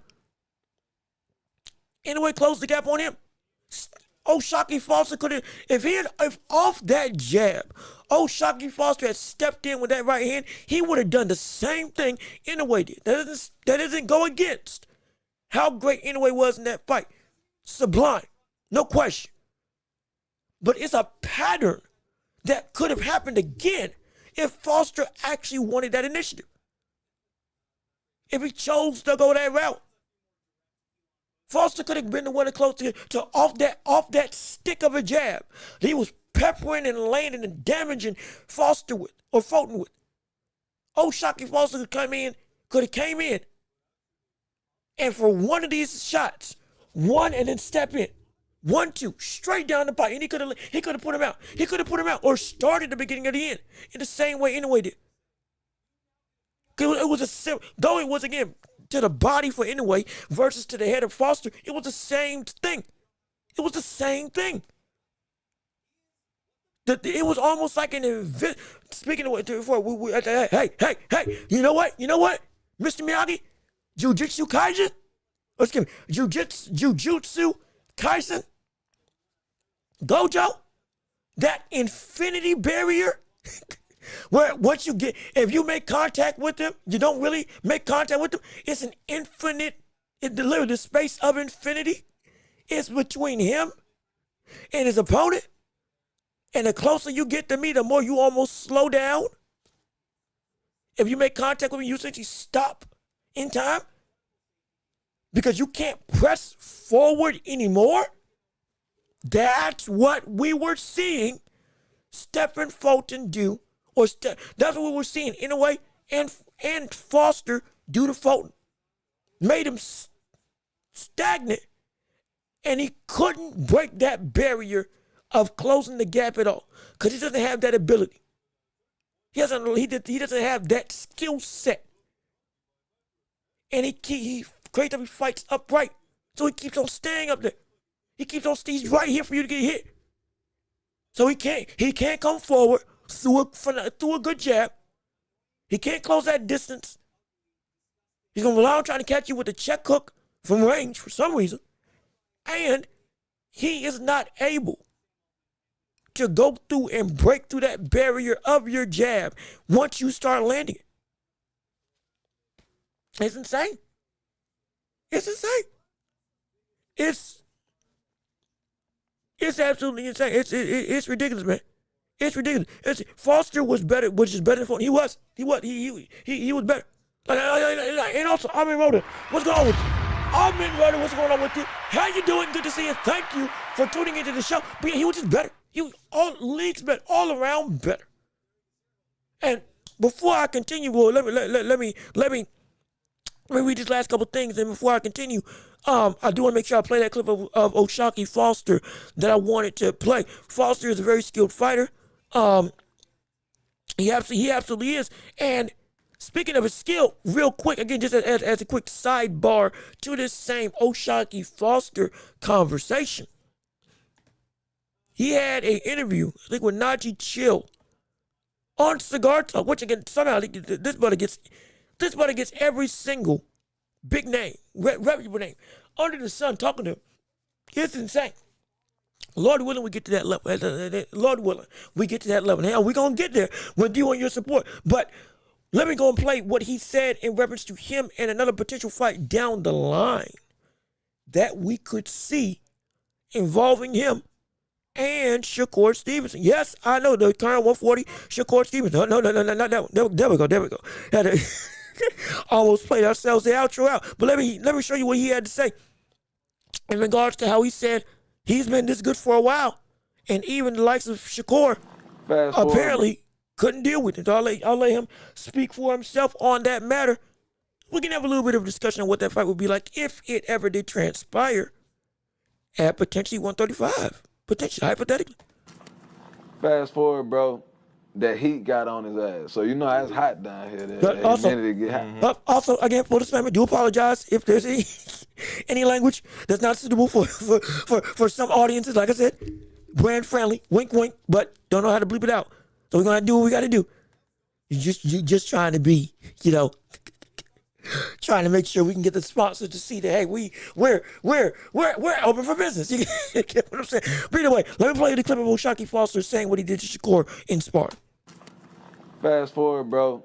That heat got on his ass. So you know it's hot down here. That humidity get hot. It got belt to ass. he got ran out the gym. And this was a Friday. Ran out the gym is crazy, Shock. I ain't gonna lie. Ran out the gym. He ran out the ring. He didn't want no more. I guess it got too hot. The pressure got on. I was putting it on him that day. The next day, no lie. And that's why he do like smoke. I can say that. But he just not being honest. That's why he gets so emotional when I talk.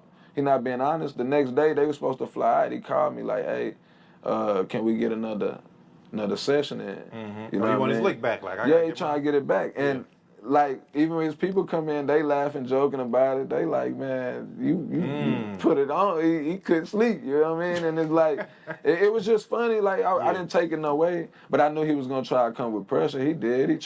He had K on the FaceTime because I guess he couldn't be there in person while we sparring. First 4 rounds, it went the same way, tit for tat, and then it went back to the same, you know what I mean, the same old. You know? So, like, again, when putting this into a framework of future down the line ability, well, now we get it. Some sparring stories, take it with a grain of salt. Some people may be capping, some people may be lying.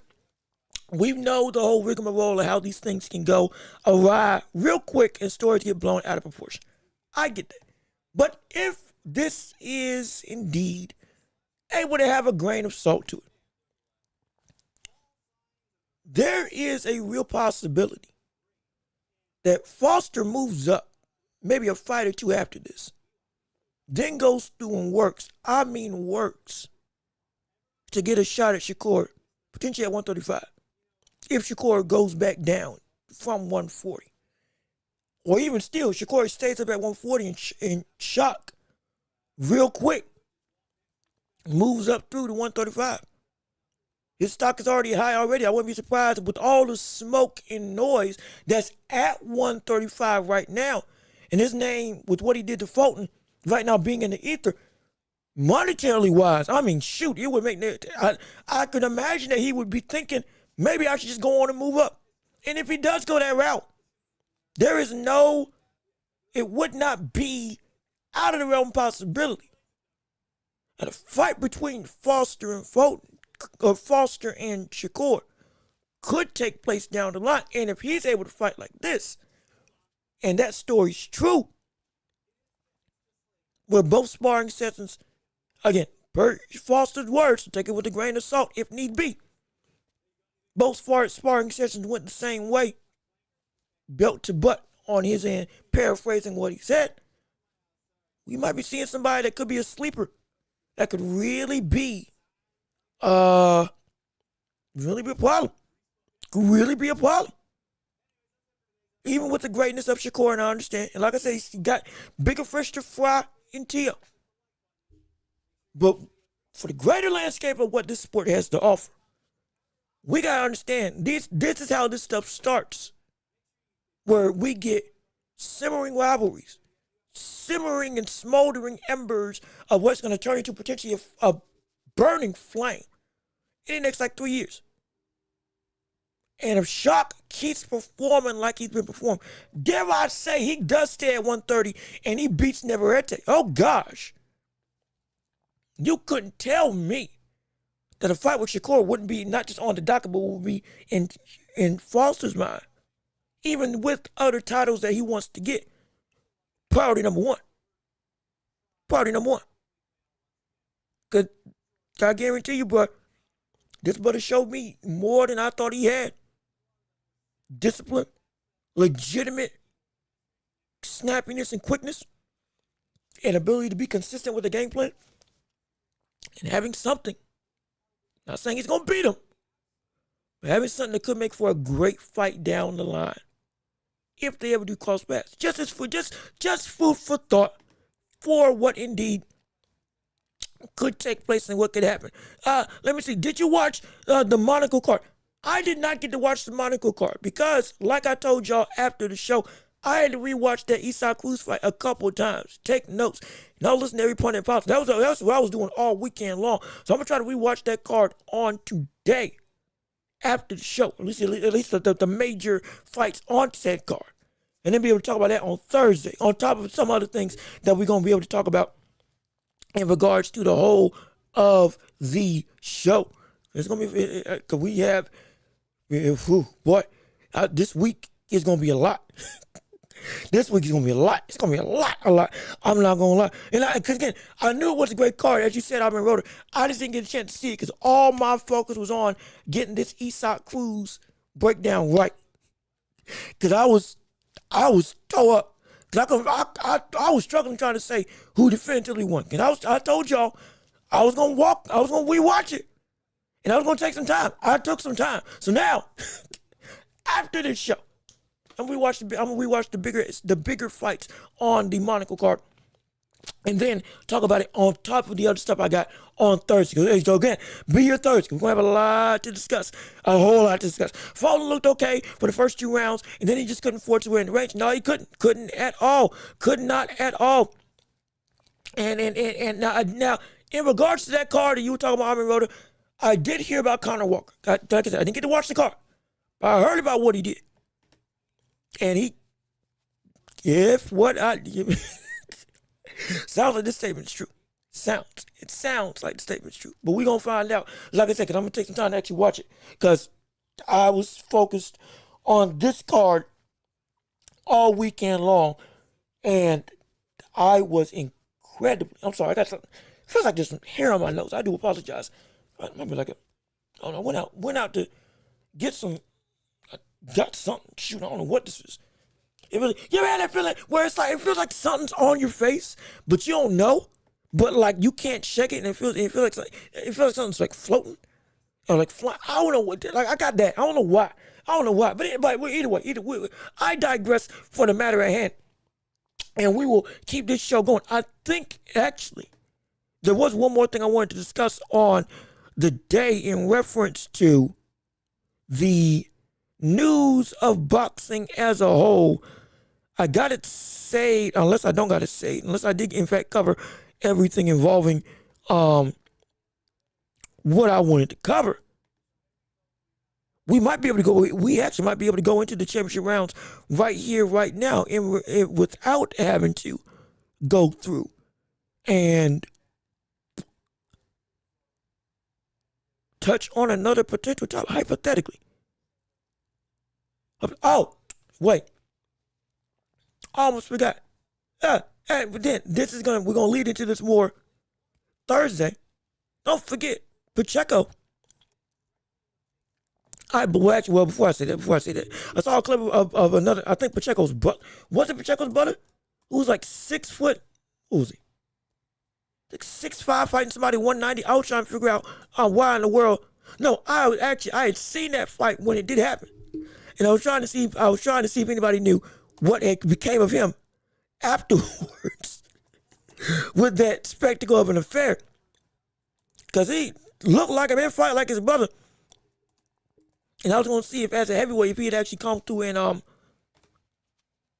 made any more progress, or if he's still just working his way up and through the division. But again, we'll talk about it later. More so with Diego Pacheco that's happening on this Saturday against Sejo.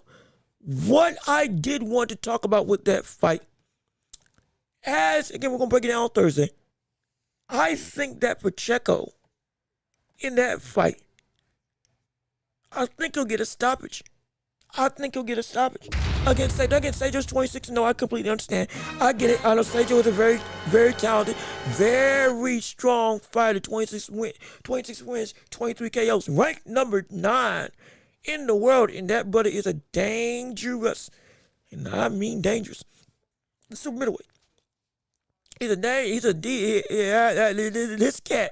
This cat, hey, he'll put your lights out quicker than her. I'm talking about he bludgeoning power is what he has. But the more I've been watching and the deeper I've been looking at Pacheco and his skill set, again, he makes everything look easy. And I do think that fight, he's gonna knock him out.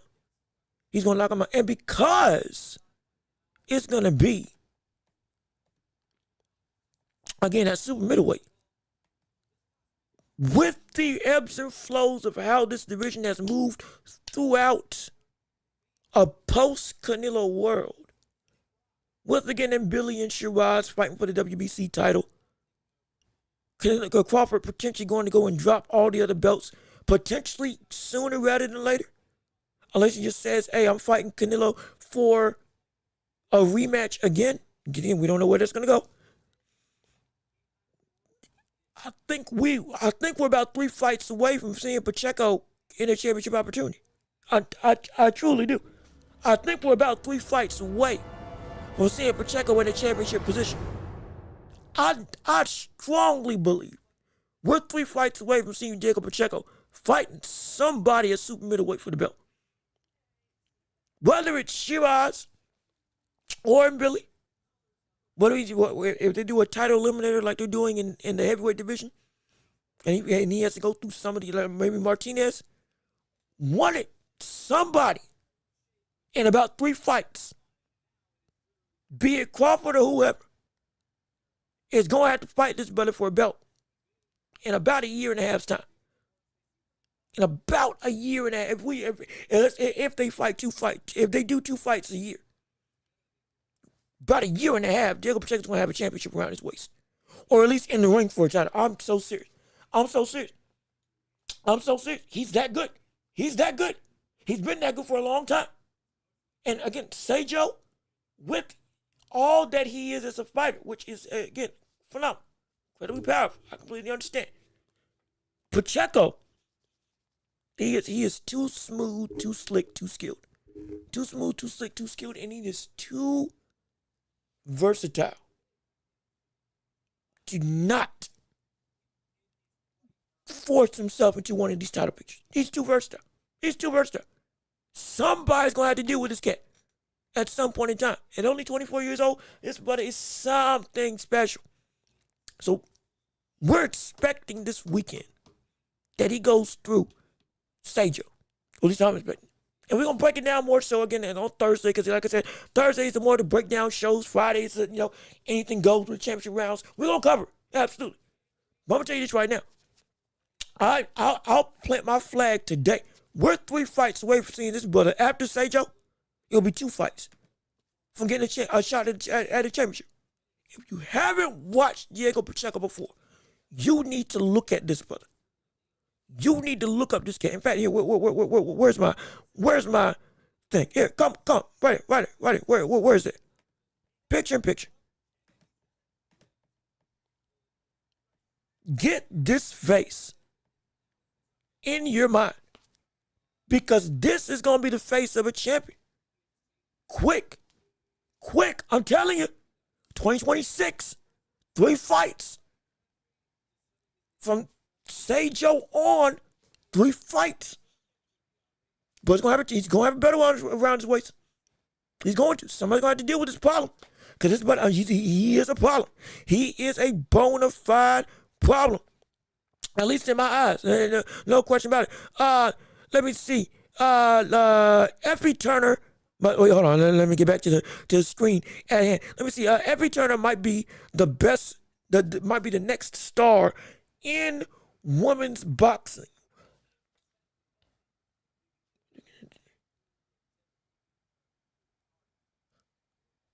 Yeah. Well, you know what? Yeah. No, you're right. Now, how big of a star can she become is the question. And I think about that a little bit, depending on the comparative to the top competition in the division. I understand, but as a just straight up star, yeah. Oh no, she can get it. She absolutely can get it. Let me see. Adele Anderson, how you doing? Good to see you. Thank you for tuning in to the show with us on today. Thank you so much for tuning in and listening to the show.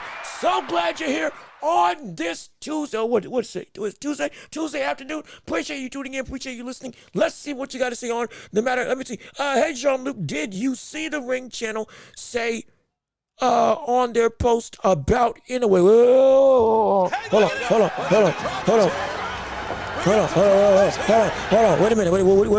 What's going on anyway? Wait, hold on. Is he retiring? Did he retire early?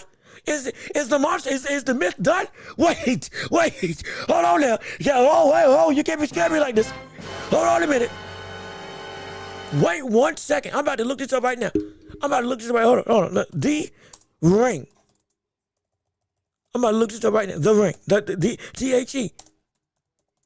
All right, and crazy enough, The Ring subscribes to our channel. Go check our subscriptions, or I think you can see who subscribes to who on YouTube somehow, someway. The Ring subscribed to us like 2 years ago. Hey, we're blowing up. Now this is before the whole change and all that. We had the old era of The Ring subscribe to us. So hey, Ring Magazine. Hey brother, new ownership, but same greatness. You need to get in touch with us because you saw us before we were even big.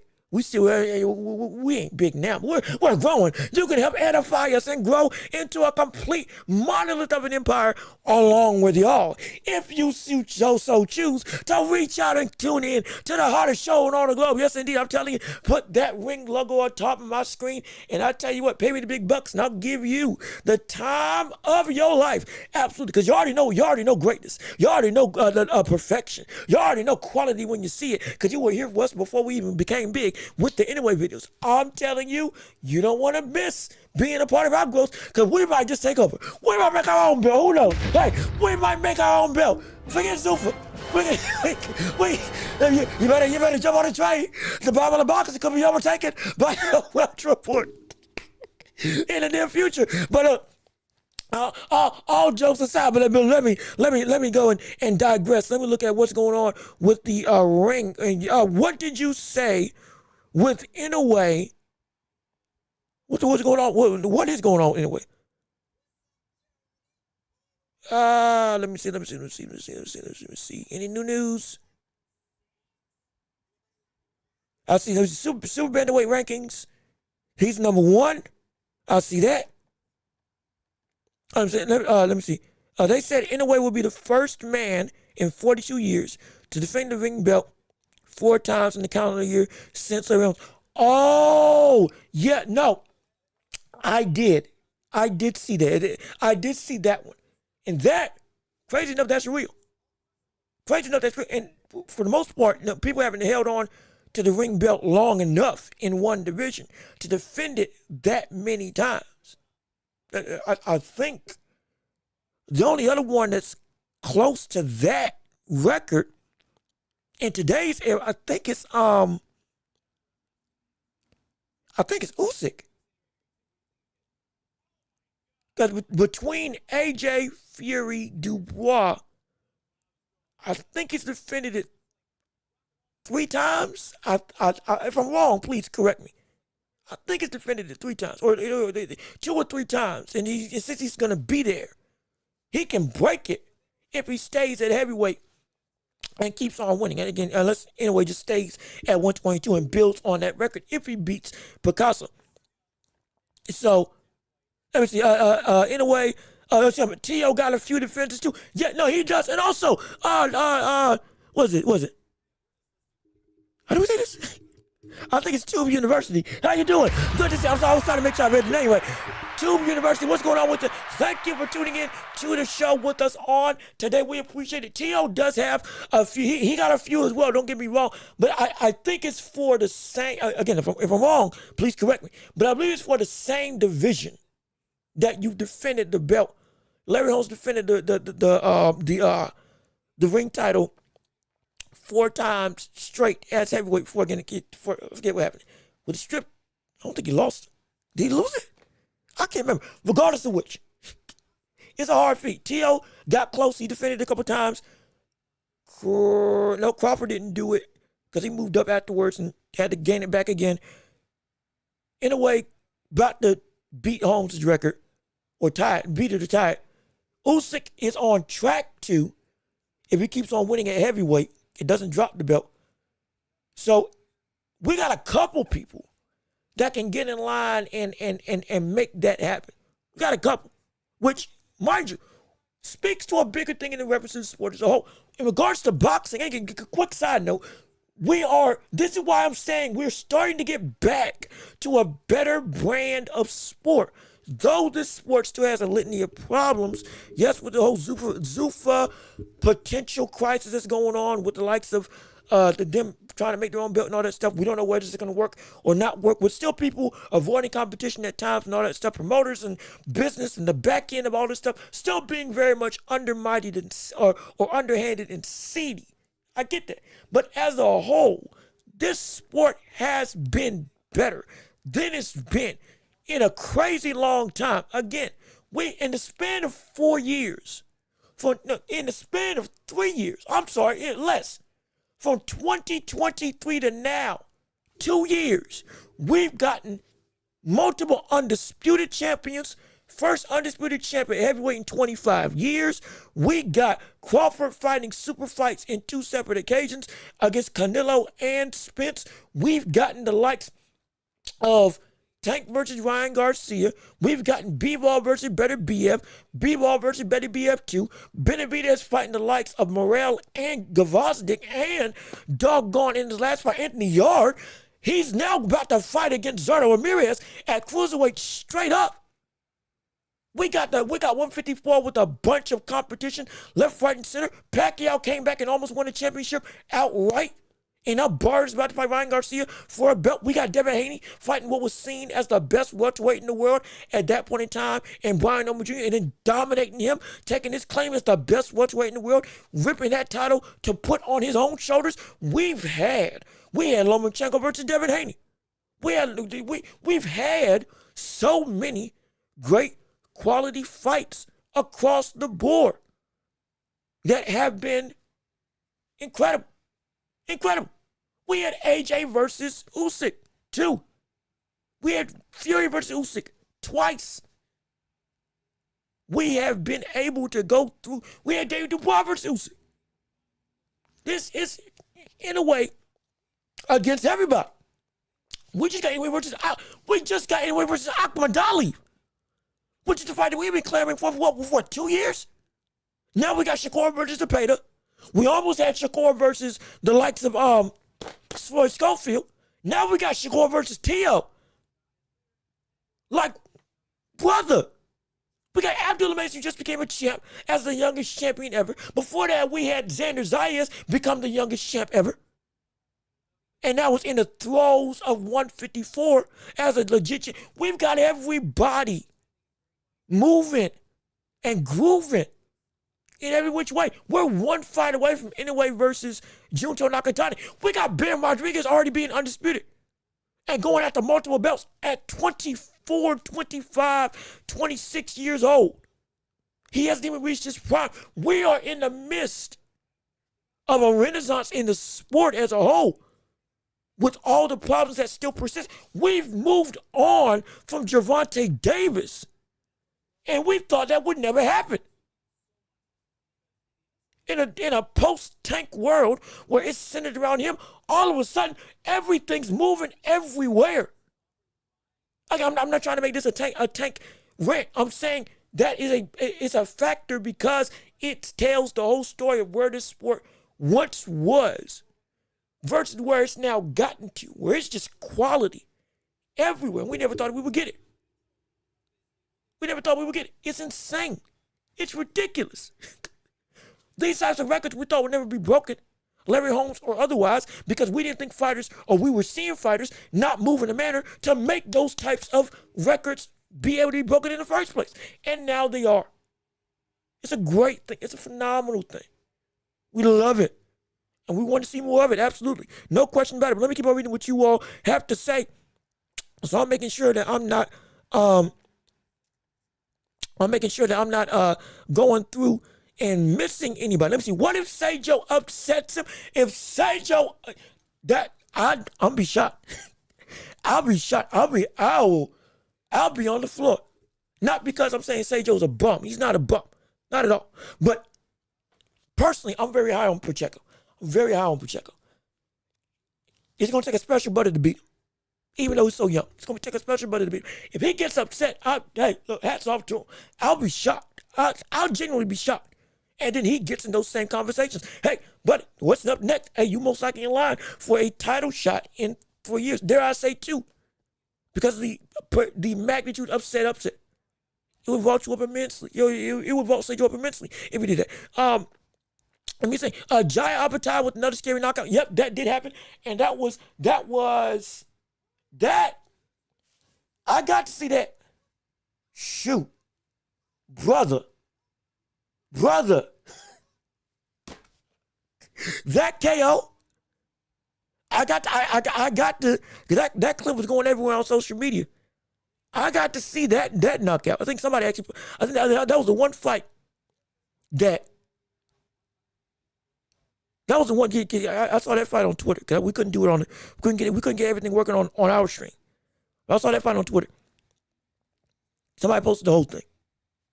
Brother, Jai got hurt. Jai got put in a bad position. I'm not gonna lie. But boy, did he end that thing with a bang. Like I said, Jai is not a perfect fighter. But brother, it's the fact that what he can make out of imperfection. Understand, mind you, he was hard on himself about this loss, saying this is one of the worst losses that he had. He was hard on himself, saying that this is one of the worst losses this is one of the worst, not losses, performances that he had. He knocked him out. Another knockout of the year contender, which is insane. We've had like 4 in the span of like 3 months. But he got pushed. He got pushed a lot. You would think this would make it more advantageous to have the likes of Zerto be more inclined to fight Ja because he now looks a little more vulnerable, at least in the eyes of the public perception. Especially with how hard he was on himself, saying, hey man, I should have been better. This cat's a warrior, but I should have been better. Which I love the discipline of being able to look at yourself and say, hey man, this ain't good enough. I love that. But that's all the more reason why I want to see this fight with Zerto. That's all the more reason, with all due respect, this fight with David Benavidez, it's a phenomenal matchup, absolutely. But still, what should have happened before this fight with Benavidez should have been Zerto and Jai Bataille. It made all the sense in the world. That was the only fight that people wanted to see in Cruiserweight. At that point in time, that's the fight people still want to see at Cruiserweight. At this point in time, even with Benavidez in. Though that fight's going to be huge for Benavidez and Zerto. People, at least now, sees Jai Bataille as more human, but still even more dangerous. Especially after that knockout that put that dude out for upwards of 5 minutes. 5 minutes, that brother was not moving. My gosh, that was horrifying. But it was incredible. Because it showed the real threat of what Jai can be. And boy, I'm going to say this. just as a quick side note, this is indicative of why I want to see Jai eventually try to move up to heavyweight.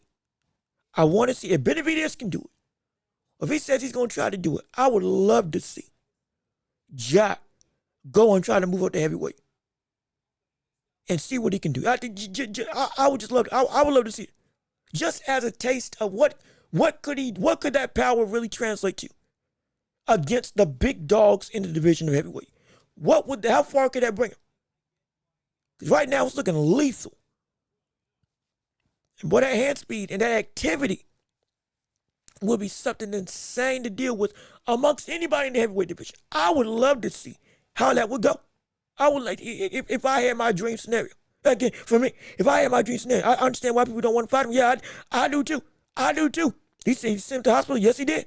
He's a bad man. He's a bad man. Let me see. Also, Jake Paul's scheme has officially backfired. AJ said Jake did me a favor fighting at this weight and at least 3 days ago. And at least 3 days ago, AJ already made weight. Yes. This is bad for Jake Paul. It's hard. It's horrible for him. And in fact, this leads me to a very point. Let me go and actually switch gears already.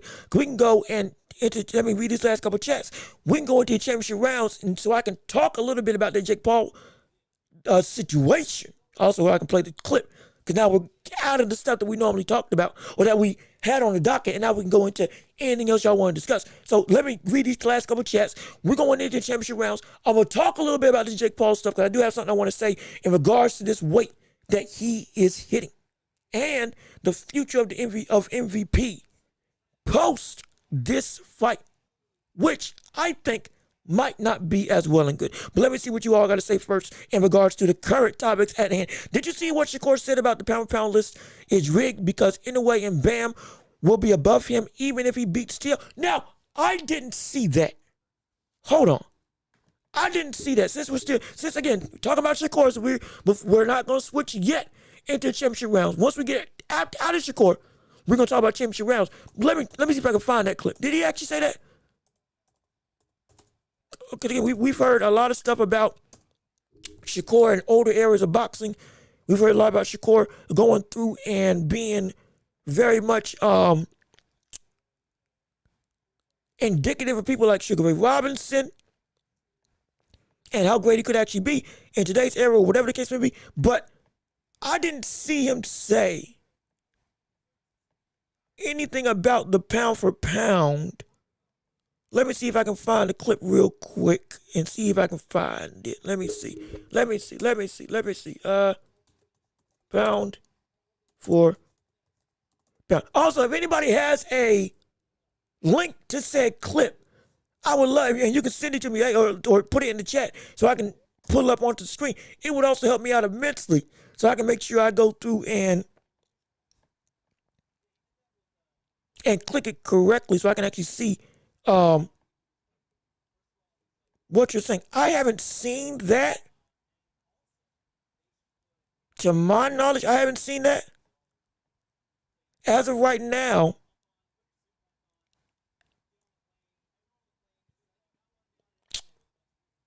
I'm not seeing that clip or that statement. But if he did say that, yes, they would be. And it's not because of just the name alone isn't a great name. It is a great name. It would be a great accomplishment. Because like I said, I can't find a clip.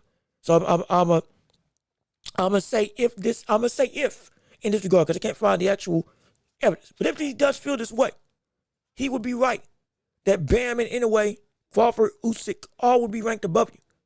Because they have done more throughout this tenure of the window where what's considered for pound, with both legacy, consistency, and dominance across the board and names that they've beaten. They are of that volition. And they've beaten people well and good, clean out at a more dominant rate than you have. That's not a knock. That's the greatness that they've shown. That's just the greatness that they've shown. You beating T.O. is a great feat and bumps you up. But there is still an atmosphere that you have yet to get a rocket to sail up to. There's still an atmosphere that you have yet to crack. And it's not because you're bad, it's because they're just that good. Like, it's plain and simple. Shakur's on his way to getting into that same vicinity, but he still has work to do. Teo's got work to do. Everybody that isn't them has work to do to get up there. That's the reason why that top 5 name list and that top 10 name list are completely different. The top 5 are a lot easier to distinguish than the rest of the division or the rest of boxing potential participants at the pound for pound level, not because all of them aren't worthy to be there, but because we understand and we have witnessed them accomplish and do on every level more than anybody else. That's why to knock them off of their pedestal, it's only them that are in competition. The only people that can knock Usyk off are Inoue and Crawford, with an argument for Bam. Absolutely. But if you aren't those 4 names, you don't belong in a conversation for the top spot. And if you aren't in those 4 names category, guess what? Most likely, you're not going to be able to get that top 5 spot. That's not because you're bad. It's just because they're so great. Everything ain't a slight. But every level of greatness ain't the same greatness. I don't know why that is so difficult to understand. Every level of greatness is not the same greatness. It doesn't diminish what you are as great. It just means that somebody else did something better. It just means somebody else has done something consistently better. That is not a knock on you or your ability. Floyd was in the same pound for pound rankings as Roy Jones Jr. And Floyd was putting people out. Well, we were not saying that they were in the same stratosphere, the same universe of talent when both of them went the pound for pound. And it wasn't because Floyd was bad.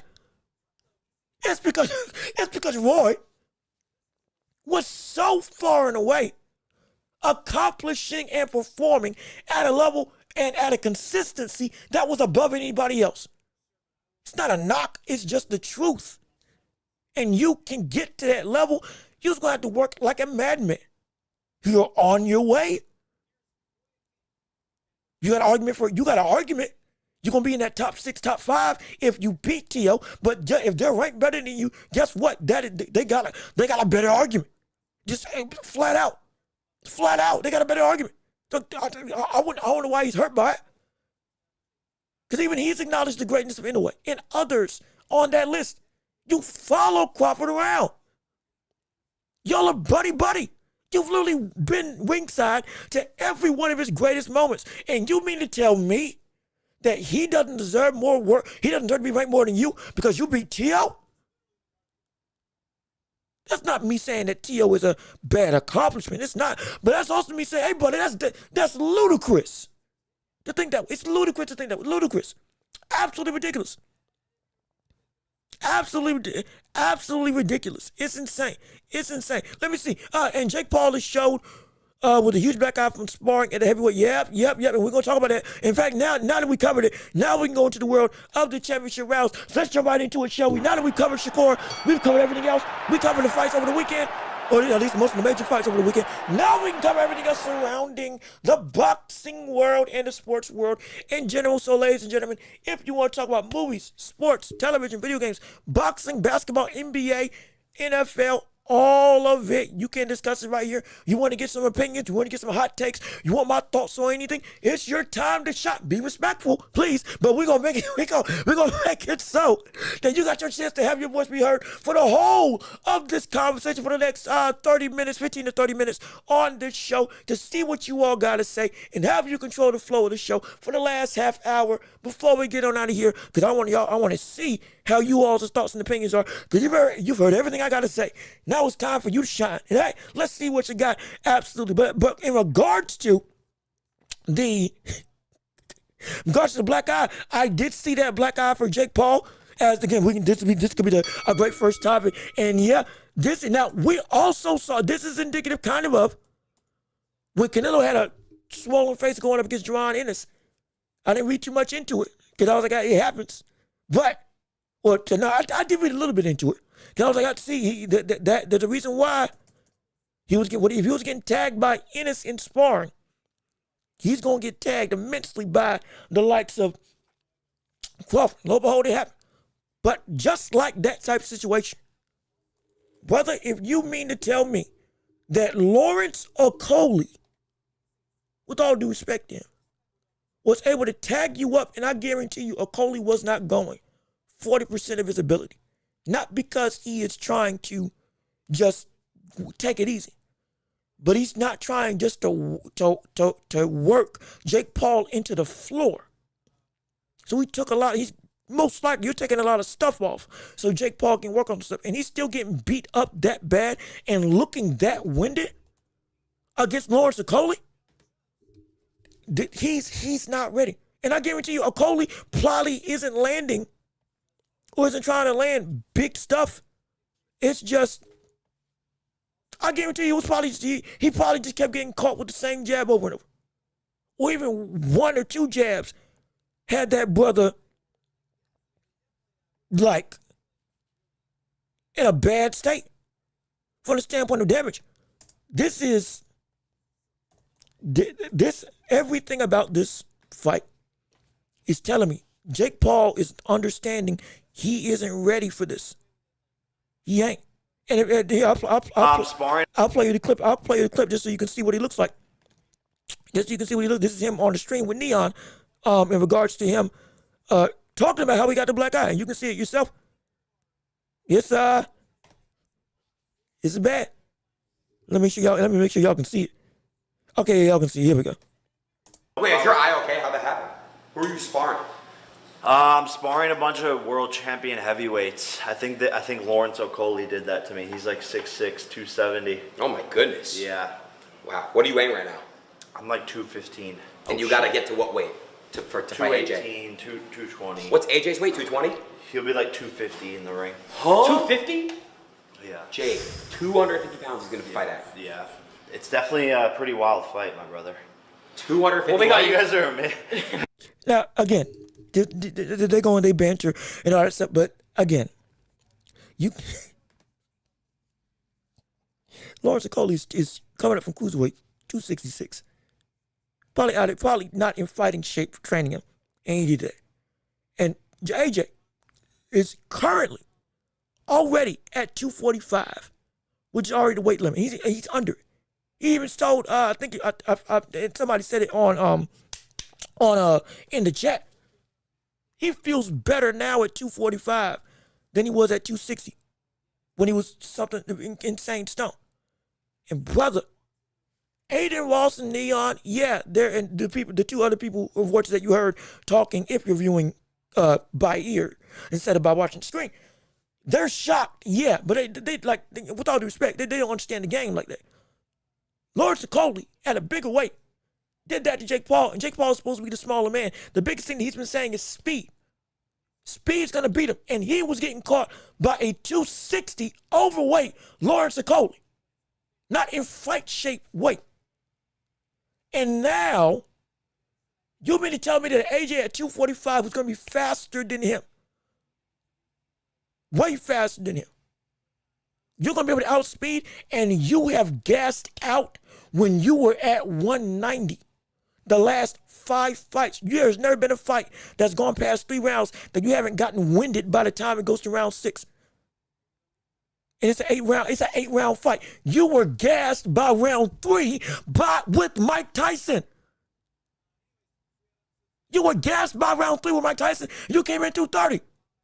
You were training for Tank getting under 190 in less than a month. You got to gain that weight back and train that weight into a toned weight to be able to get to 215. Just to be able to fight at not stamina-driven weight, just getting weight at 215. You went from cutting to bulking in less than 2 weeks, and you got a month to end that bulking session off and tone that to be able to have functional muscle. You're about to get destroyed. It's about to be bad. It's about to be bad. It's about to be so bad. It's about to be so bad. It's about to be so bad. I'm. You see my face. I'm not just acting in a manner of entertaining, shock, and all. Brother, I'm hot. I'm hot. Because I know how this is going to end. You can't move up and down that quick and expect to be able to have any sort of gas tank, let alone functionality in how your body's going to be. Jake Paul at 215, he's not a natural 215. He's a natural 190. He's a natural 190, 195. Anything above 200 is a threat to his own ability. He's like Canelo, but if he goes 5 pounds over, he's as shot as any other fighter. And he's already a shot fighter for his own skill set and ability. As a legit boxer, this is going to be bad. This is going to be bad. This is going to be like Diego Pacheco. Or this is going to be like Pacheco's brother, whatever, I forget his name, that I brought up earlier, who fought at 6'6", 250, went up against a cruiserweight at 5'9", 190.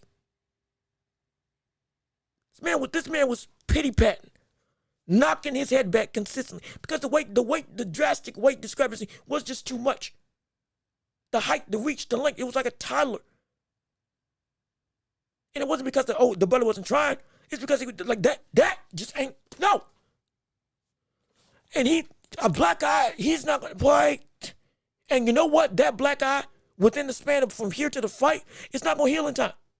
So understand that black eye is not going to heal in time for the fight. So to re-aggravate that same bruise, it's going to take nothing but 3 jabs that are going to land in the first round. And all of a sudden, he's swelling up again, and he can't see now out of one eye. Off of simple shots. If he's blocking off of his own glove, getting hit back in his face, he's going to get another swelled eye in the same area. And guess what?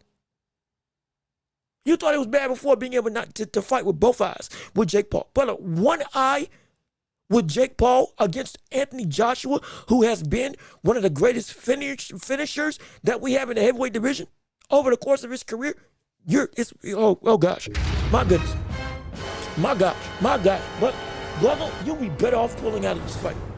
I'm speaking from it. I'm speaking from the standpoint of future impact. You'd be better off. You are better off going through the main rigmarole of your career, because you're about to get stifled in such a dominant way. You and MVP are going to be put on hold. All these fighters you bringing in, you said yourself, was only predicated on you being able to work. And if you can't win, your whole promotion and system goes under. It goes under.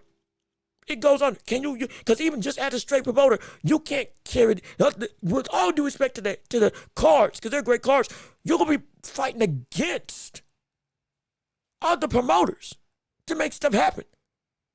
And they got strings and power and movement, and it is an old man's club to where they working with you because you're the fighter.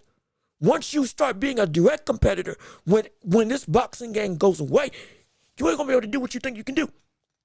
You ain't. And without you as the headliner, and nobody's gonna want to see you fight anymore unless you beat Jake Paul. Nobody's gonna want to see you fight anymore. So it's gonna be bad. Your whole system of model is gonna go in the gutter. And if you and your brother work business like you do on the outside of the sport, like you've done on the inside, if you and your brother work this sport from a business perspective, like y'all work other businesses from outside of the boxing ring, you're going to falter. It's going to be bad. We've seen this type of well before where people don't get paid, stuff ain't going your way, and you just bail out with Jake Paul, MVP. Be clear, this can bail out quick. I'm telling you. When he falls, it falls. If I'm wrong, great. Because I love what he's doing with women's boxing. I love what he's doing with all the other stuff in terms of putting the women's division on notice. The big fights, Katie Taylor, Amanda Serrano, biggest payday in women's history, biggest fight in women's history from the standpoint of revenue and people tuning in. I love that. Listen, Baumgartner Garner getting paid. A bunch of fighters getting paid. We love that. Daniel Dubois, his sister's going to be on the card. And she's a great fighter. I love that. But can you sustain that without you being as the headliner? And I don't think he can. And if he can't, I think he's going to do what he's done before. And what his brother's done before, he's going to bail. And he's going to leave everybody else to hold the bag. Because he's done his drug pulls with crypto and other things beforehand. I'm nerding out a little bit, but it's the truth. And it's a problem. Not I want other people getting the blowback because he failed at what he was trying to do and being stupid trying to fight Anthony Joshua. Even though this is what he asked for. It's going to be bad, man. It's going to be bad. I haven't heard anything from MJ in a while. I haven't either from the standpoint, I believe you're talking about Ahmad Ali. I haven't heard anything since that fight with Inoue. Talking about Michael Jordan. That brother's going to court with NASCAR. So depending on which MJ you're talking about, I haven't heard nothing from both of them.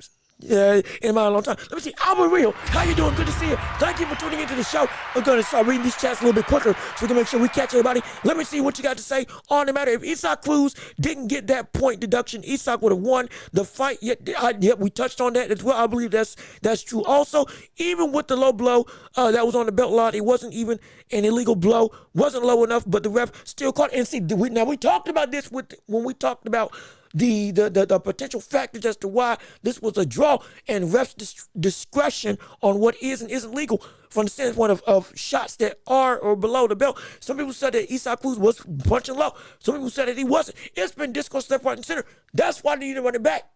There was no clear-cut winner in that fight, and it was a good fight. It was not a robbery. It was a legit draw. On my scorecard, when I rescored it, it's a legit draw. I ain't got no problem with that.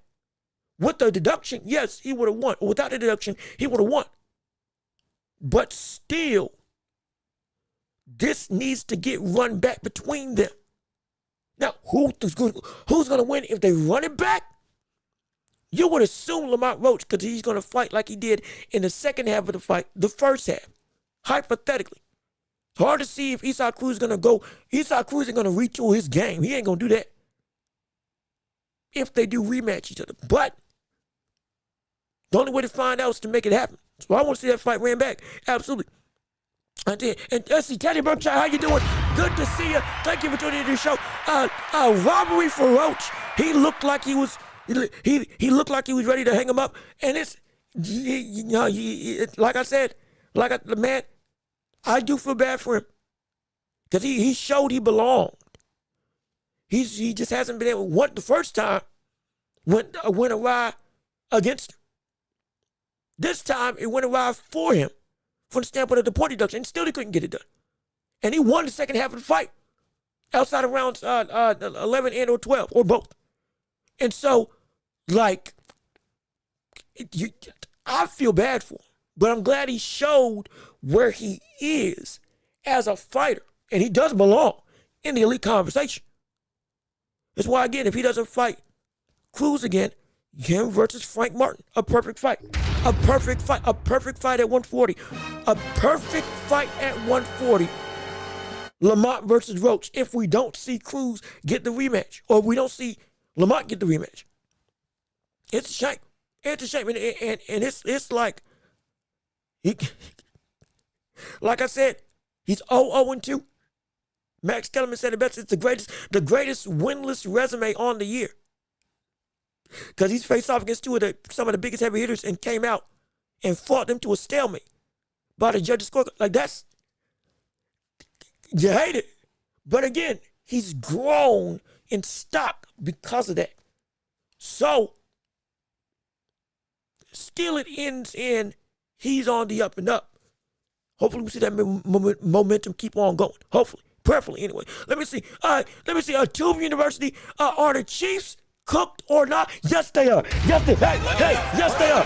Yes, they are. Yes, they are. Yeah. That's right. All that black magic that they were having when they went almost undefeated after looking like the worst team, the worst version of the Chiefs when they got to the Super Bowl, I believe last year.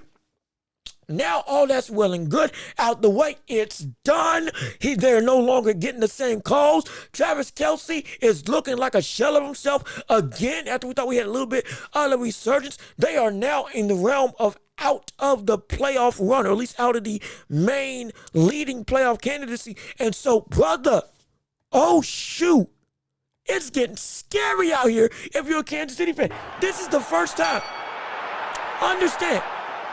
Understand, this is the first time in Patrick Mahomes' career, I believe, that he is out of the main playoff picture for his entire career. From the start of his career, with all the championships, with all of the ability that he's shown, the rapid start, the multiple Super Bowls, multiple MVPs, 5,000 yard or almost 5,000 yard passing yards on multiple occasions, being one of the greatest deep ball throwers we had seen at when he was having his dominance of a dynasty with the Kansas City Chiefs, winning, I think it was 3 out of 4 years, just about, or almost winning 3 out of 4 years. It's being at the top of the records and divisions every single time.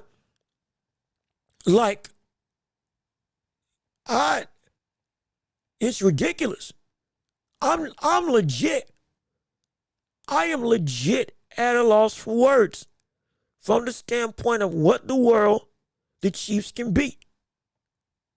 Because right now, if you want to go by in the playoffs, in the hunt, on the bubble metrics, right, as we see here with Fox and other ranking systems in the NFL, but they're about 10th or 11th. They're right behind the Ravens.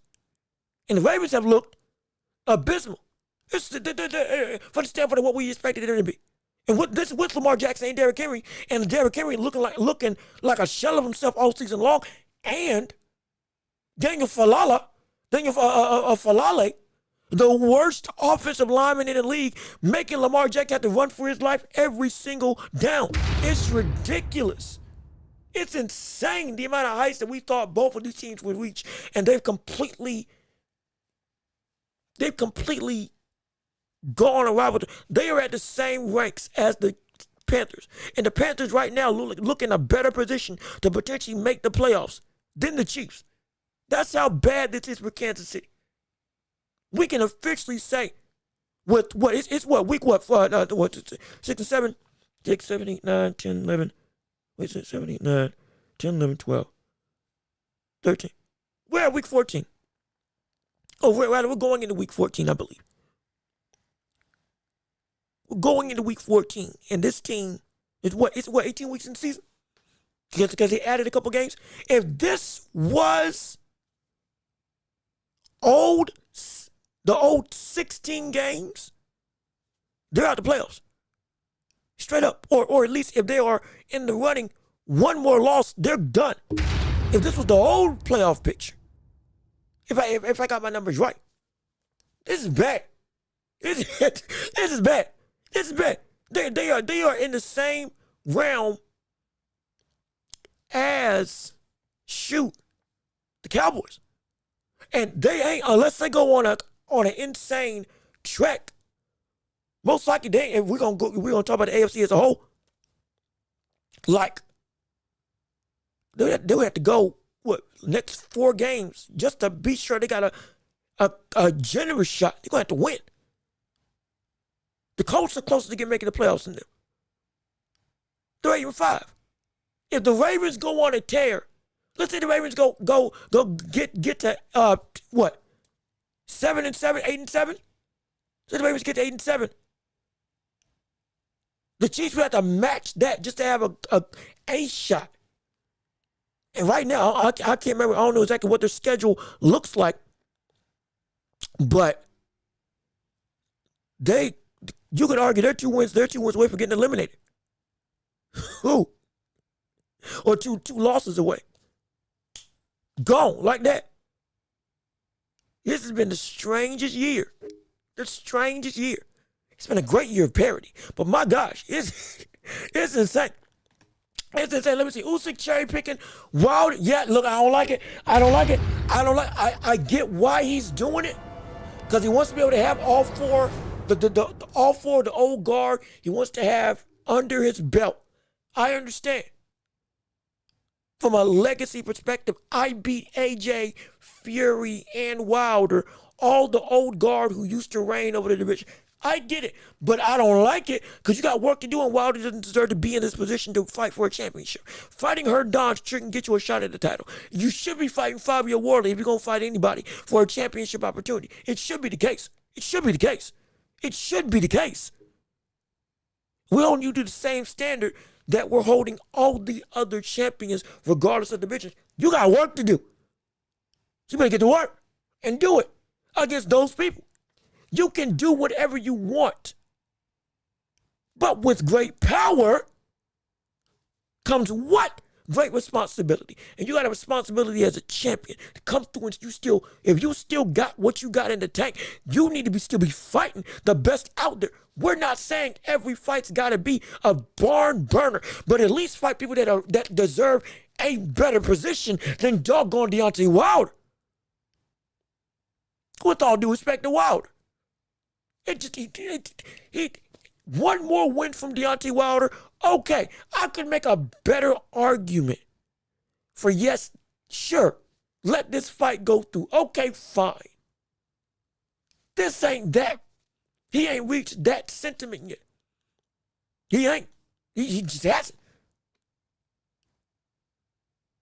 RJ Caballero got a better argument to fight Usyk. Big Bang Jang got a better argument to fight Usyk than Wilder. As a quote-unquote fodder opponent with respective to where Usyk is a quote-unquote fodder guy, Wilder shouldn't be that guy. He shouldn't. He should not at all. I can't stand it. Boots softened up. See, boots softened up. Yeah, see, I knew it. I knew this was coming. I knew this was coming. I knew this was coming. I just, it was gonna come somewhere. See, boots softened him up. He may have. I just know that if Lord knows, I hope that Virgil Ortiz fight goes through with Boots. Because the quicker that fight comes to fruition, the quicker we can finally see Boots and Crawford potentially converge at upwards of 160. Hypothetically. Because that's the fight. Crawford is only going to take big paydays. That would be a major payday fight. But he's going to have to work his way up to get there. He's going to have to work his way up there. Let me see. These real heavyweights, yeah. Ain't talking about with Jake Paul. These are real heavyweights. You right. Like, this is what's going to come its way. You right. And Jared Anderson, with all due respect, is not going to be able to prep you for Anthony Joshua. Frank Sanchez, with all due respect, ain't going to prep you for Anthony Joshua. You know why? Not just because they're not better, but because the way that they fight ain't going to be the same. And their timing and ability, which is already comparative to you, Hall of Fame, comparative to you might be fighting every Hall of Famer in their prime. But you can't learn from them in time to do what you need to do to fight against Anthony Joshua. You can't. You cannot learn from them in enough time to use whatever they're teaching you to fight against Anthony Joshua. You're gonna revert back to the same stuff. And you're gonna gas out. So it's gonna be bad. And all due respect, Okoli is number 2 in WBO, IBO. No, he is. He is, absolutely is. Now, I didn't like the way that he fought in his debut at heavyweight. Too much hugging, very much. I hated the way that he was punching. Hated that. Somebody told me this is how Okoli fights all the time. My gosh. But he was still, even with the respect, I'm not saying that the caliber of talent isn't up to snuff as great partners to use. I'm saying it's not gonna do him any good because he can't learn from them to deal with Anthony Joshua because he's not a sponge like that. He's not.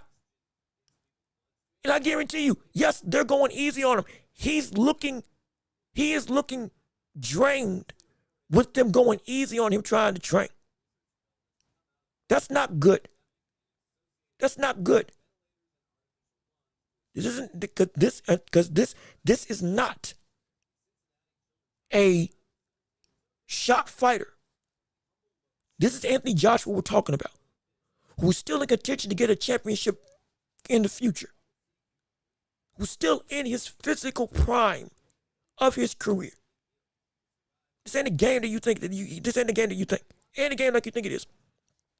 These bosses should spar Aiden and Neon. Aiden and Neon, they'll never get in the ring. They won't do that. They won't do that if they tried.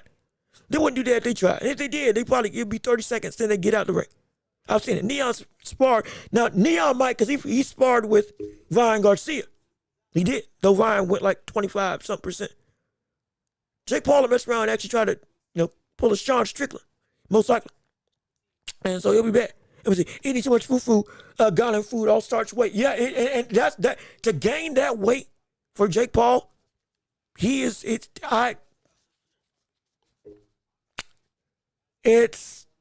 not gonna be good. It's not gonna be good, especially with Anthony training with Usyk, mentally and physically, learning from the current best in the world at heavyweight how he goes and operates. It's not gonna be good. It ain't. Last time we saw Bacoli, he got his chin checked by Parker. No, you're right. He did. Now I forget how Bacoli caught up in this conversation, but he did. Now he also took that fight on a day's notice. So we ain't mad at him. Like we had to find somebody to replace him. Justin Parker was going in on a tear. For Bacoli to come and just take the fight, we were all excited. Shoot, I was saying he might just knock him out. You can't, because I was saying, hey, brother, I don't know how you prep for 300 pounds of just straight up welling away. in the span of a day.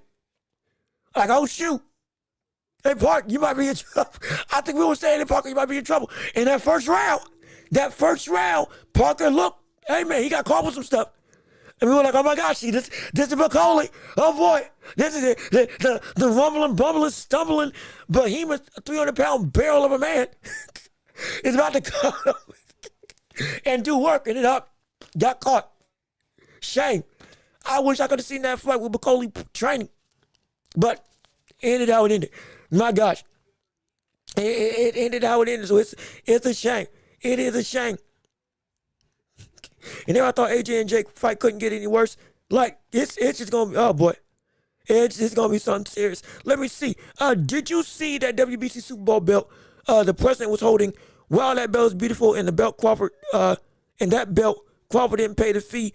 When you see that it's not green, it's purple with tons of gold, that belt's worth $300,000 when you see it. And I mean, and now, the WBC, they give out belts to a bunch of people or celebrities at spectacle events or whatever.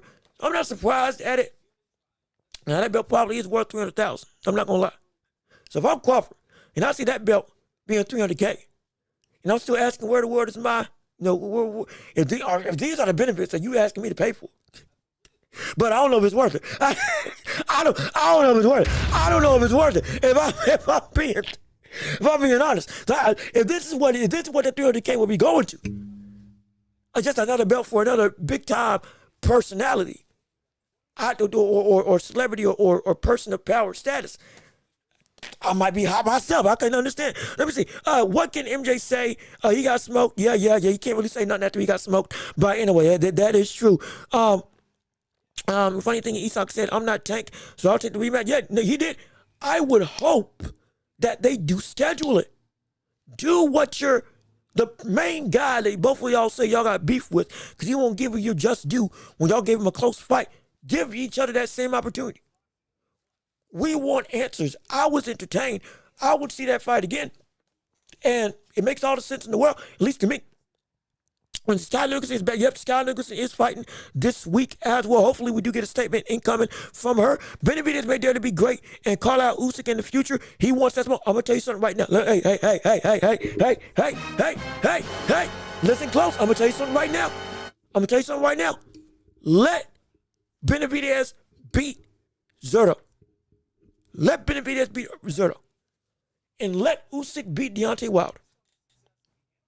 And if that fight falls through, with the likes of Jai Apatai, if, I said if, it's an if, everything's if.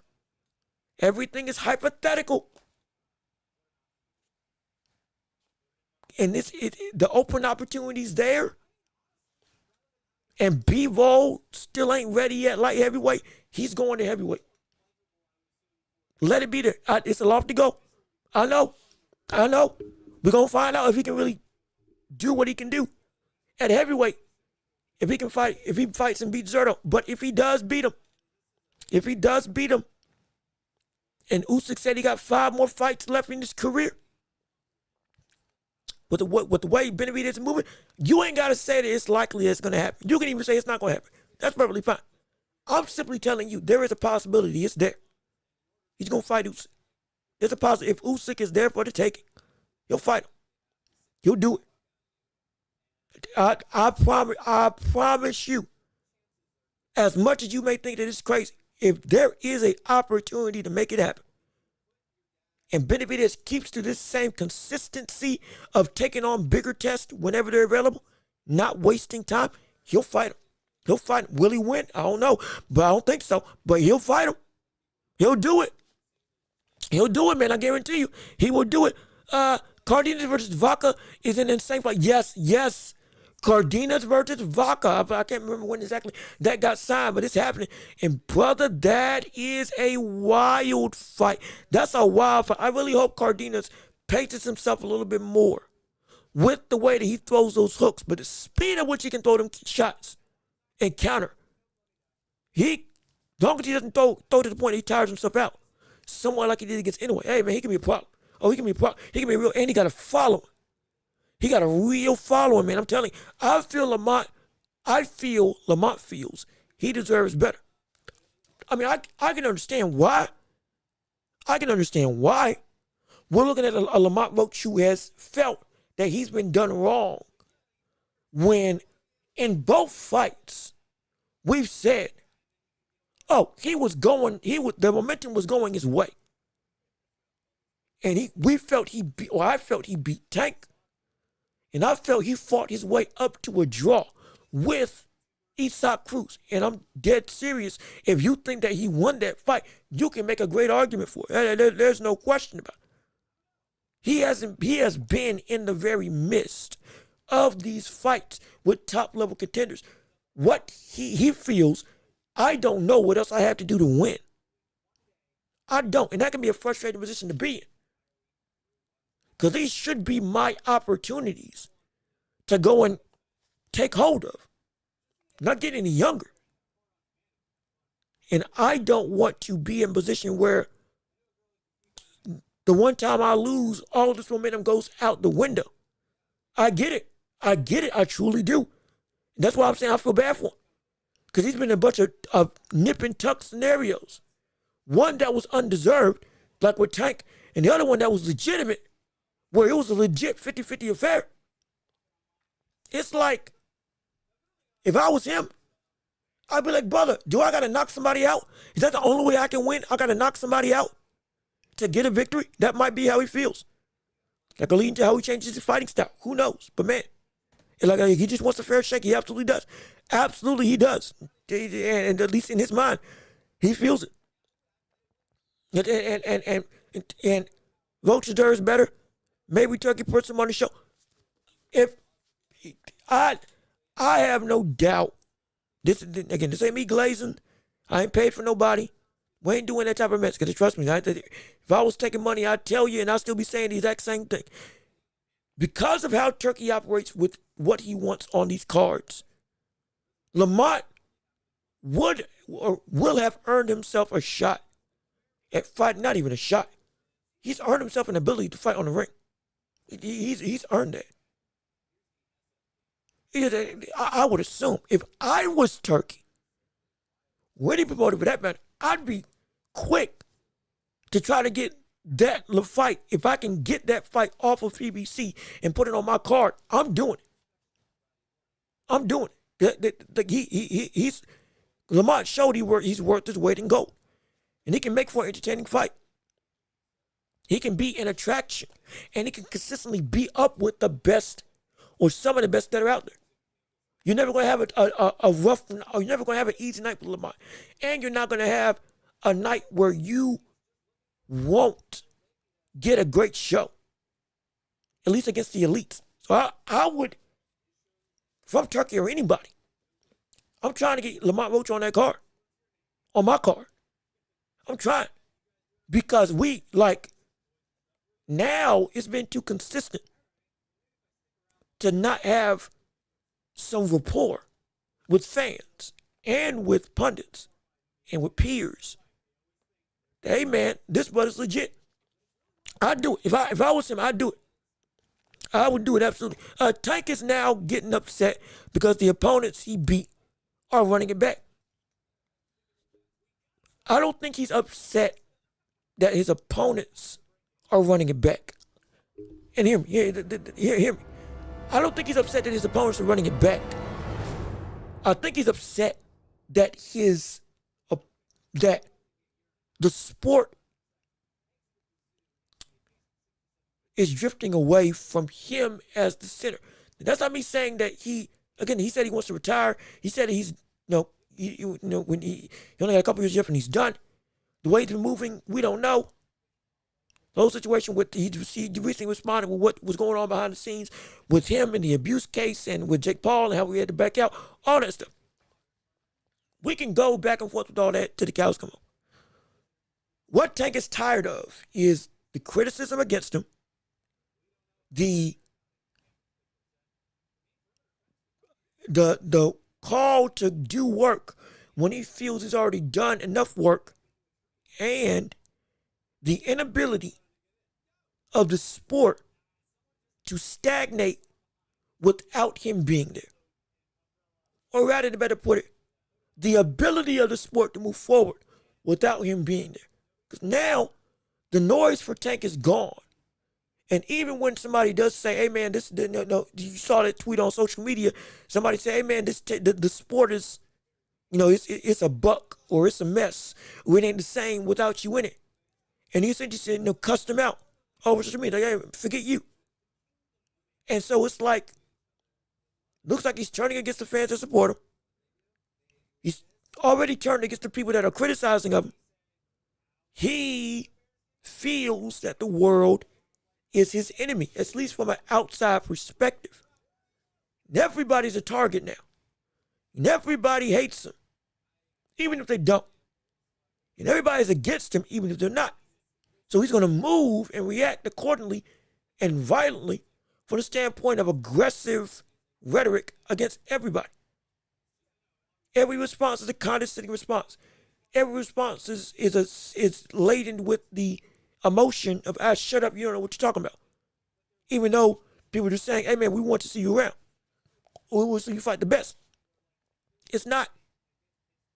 Cameron and Mace, when they were doing a Q&A for the Pitbull Cruz fight with Lamont Roach, they were even saying they had a question about Tank. And Mace was like, hey man, unless it's $40 million, he ain't coming back for nothing else. To a degree, that might be true, but Tank takes that as abuse against him, criticism against him, rhetoric demeaning against him. Even if it's just a legit take because of how you've been moving in your career. We're not trying to go and say anything that is avant-garde. Or no, avant-garde is the right word. We're not trying to go and say anything that is completely flipping the script on what you've done. We're going and saying stuff based on what you have done. Your own consistency, your own words, your own actions, your own type of flow with how your career has gone based on how you have moved. We're not giving you anything unfair. We're simply throwing your own actions back against you and say, okay, we can expect it's going to go this type of way. If that's criticism, okay, so be it. If that's us hating, okay, so be it. If we're seeing the sport move on without you and you think that we're saying that we're hating, okay, so be it. Fine. Do something about it. If you want to say all that stuff and you think it's a mess, do something about it. Get in the ring. Handle your business outside. Get your stuff right. Get in the ring and make us care again. Make us want to do what you do in the ring. Make us want to see what you got when you fight. Make us care. Make us have a level of investment. Make us have to put the spotlight back on you. Force us to do something about it. Force us to change the conversation. Force us to change the narrative. But don't talk like you've been moving when you've been standing still. You want a treadmill going backwards, but just you want us to give you a clap because the power's on and the thing's moving. You ain't doing a doggone thing but stand still or put yourself on the back burner. Do something. And then we can talk. But until then, don't get mad at us. What you saying forget me for? What you get mad at me for? When you are your own culprit. You're the one that performed like you did against Lamont Roach. You're the one that should have lost against Lamont when you took a knee. You're the one that should have gotten disqualified when you went to the corner. You're the one that's had multiple cases over multiple years of the same instance. You're the one that went up and said, I don't need the belts. You're the one that said you were bigger than the sport. You're the one that said you were bigger than boxing. You're the one that said you were the face of boxing. You're the one that said, I only want my money and I'm gone. You're the one that said, I'm going to retire at the end of this year. You're the one that walked back that statement and said, I got more left in the tank. After Lamont, you're the one that took Jake Paul fight. You're the one that did all this stuff. You're the one. So why are you getting mad at the fans for coming at you for stuff that you did? We're not trying to go and we got other stuff to handle. You want to be a part of this conversation? Be a part of the conversation. It's that plain and simple. My gosh. My goodness. Because I'm mad because you're turning against the very fans that are trying just to support you. Forget how I feel. You're turning against the people that are actually still in your corner. Why? Why? What's the point? What's the point? Because a lot of this stuff you brought on yourself. Don't get mad. Don't get upset. Like, do better. Just do better. That's all. Let me see. Lamont Roach is the definition of a slick fighter. His inside game and his range game is superb. Well, he's not the definition, but he is a good, slick fighter that is able to fight on the inside. I'll say that. I'm not going to say it's a definition because there are better slick fighters. There are better examples. But he is a fighter who people now see is a multi-level and a multi-layer fighter. He can trade in the pocket with the likes of Tank and Cruz. Many people can't do that. Now, again, he got knocked down against Cruz. He was losing the battle in the inside game, but he at least was able to compete. And then when he started boxing, guess what happened? All of a sudden, the fight turned around. You don't do that to Tank and Roach. Everybody just can't do that. Or Tank and Lamont. Or Tank and Cruz, excuse me. You can't just do that to both of them as just willy-nilly. No, that's quality. That's why I've said multiple times, he's proved his mettle, which is what we love. He's a very good fighter. More skills than people give him credit for. Tougher than people give him credit for. Smarter than people give him credit for. Again, at 140, I'm viewing him now as a legit threat. He proved his mettle, and I'm all for it. I want to see him do more stuff. That's why I'm so excited for him. So I'm so excited. What Tank never heard of constructive criticism? He has. But everybody, again, I'm not in his mind. I'm not in his head. I don't act like I know. I don't know. I don't act like I'm able to be in his psyche, nor am I going to walk in here and act like I know Tank better than anybody else. We're not playing that type of, we're unbiased. We try to be as even keeled as possible. I give you my raw thoughts on it. That's all. My perspective, based on what his own actions have shown, his own rhetoric. Hey man, the brother can't take that type of criticism. To some degree, he was coddled, and to some degree, he's put himself in a light around people that are a lot of yes men. Adjacent to Calvin Ford and that actual caring team, everybody else, he's just messing up. or everybody else around him that's just feeding into this is messing him up. And it's a shame. It really is a shame. It really is a shame, man. I can't stand it, but it's true about it. Tank messed up when he look, I'm not even touching that. I'm not even touching that. 50 Cent just put out a documentary on Diddy and that whole debacle.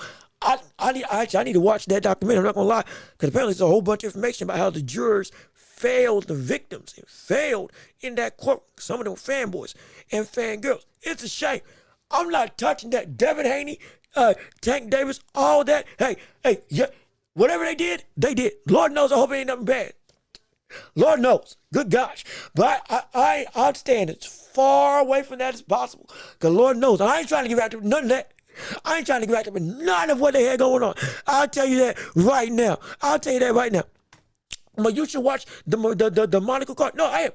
Like I said, I'm going to go back after the show because I wasn't able to watch it over the weekend.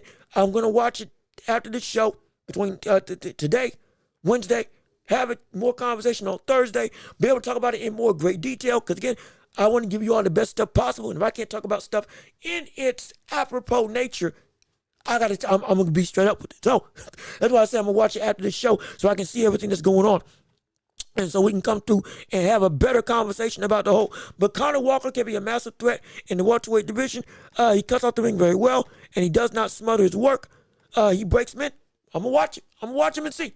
I'm going to watch him in this fight and see what he can do so I can have a first-hand account. Because like I said, can't talk about it can't talk about it like I want to because I want to make sure I can see it and get the full perspective rather than just trying to talk on the little bit that I've been able to see or just my vague assumptions. So we're going to wait, talk about the rest of that Monaco card until Thursday when I'm actually able to go back and see the whole thing. Because today, more so was trying to prep for Shakur Teo, Lamont Cruz, and that whole conversation in the debacle, what can move forward with each, what matchup should come for afterwards. So that's what this whole weekend was about. Well, next week, or rather Thursday, we'll have more time. We can discuss it. No question about it. Let me see. And Elfie Truman, is it true? Excuse me. Is it Elfa? Or is it Elfie? I'm gonna say Elfa for now. Elfa Turhan is also a must-watch. I'll go and look for him. I'll go look and I'll go watch him so I can make sure I can talk about it. Absolutely. But before we go, we are good gosh, we've went over the whole timeline. We're about at 3 hours right now. Let's do the last call real quick. Is there anything else anybody wants to discuss in the world of sports for the last call for the championship round before we get out of here? Like I said, we're almost at 3 hours, so we're gonna be sure that we don't go too far over and we wrap it up and send it home. NBA, we can discuss that. Hey, LeBron had a phenomenal performance going in and scoring 12 straight buckets, going through and beating the Sixers. Hey, but that 8-point performance, put that out the window. LeBron's back, yes, sir. Yes, sir, one of the greatest players of all time is indeed here to stay and is still kicking. Yes, sir. 5 for 6 from the field in the fourth quarter, 12 points, 2 for 3 from 3, a dagger in every bucket to bring the Lakers back in to win. Hey, a lot of people had some concerns. Bron is still Bron. He older, don't get me wrong, but he's still Bron. So I'm telling you, it's going to be great. This season's turned out really, really well. And again, the OKC are still dominating insanely, looking like not just one of the best teams that we have today, one of the best teams that we've seen in basketball history. I don't know who beats them. And also, keep track. Giannis got injured right after calling for a trade from the Bucks.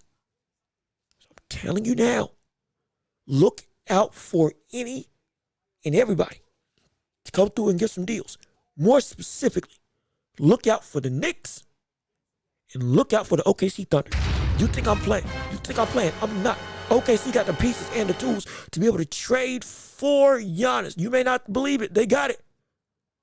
They got over 16 draft picks, most of which, about 11 of them, are in the first round for this year, next year, the year after, and the year before, for the next 5 years. They have upwards of 11 first-round picks and 16 in total with pick swaps. Don't forget, they can have the Clippers pick this year with how bad the Clippers are. And the Clippers can get the first-round pick this year with Carlos Boozer and his son potentially going through and declaring for the draft after this college basketball season. I'm telling you, OKC, be on the lookout. Because if Giannis leaves and Milwaukee takes OKC's offer because they need a bunch of compensation to build for a new franchise, boy, whoo, this is about to be done. It's about to be done. How can you see Vaca versus Cardenas go?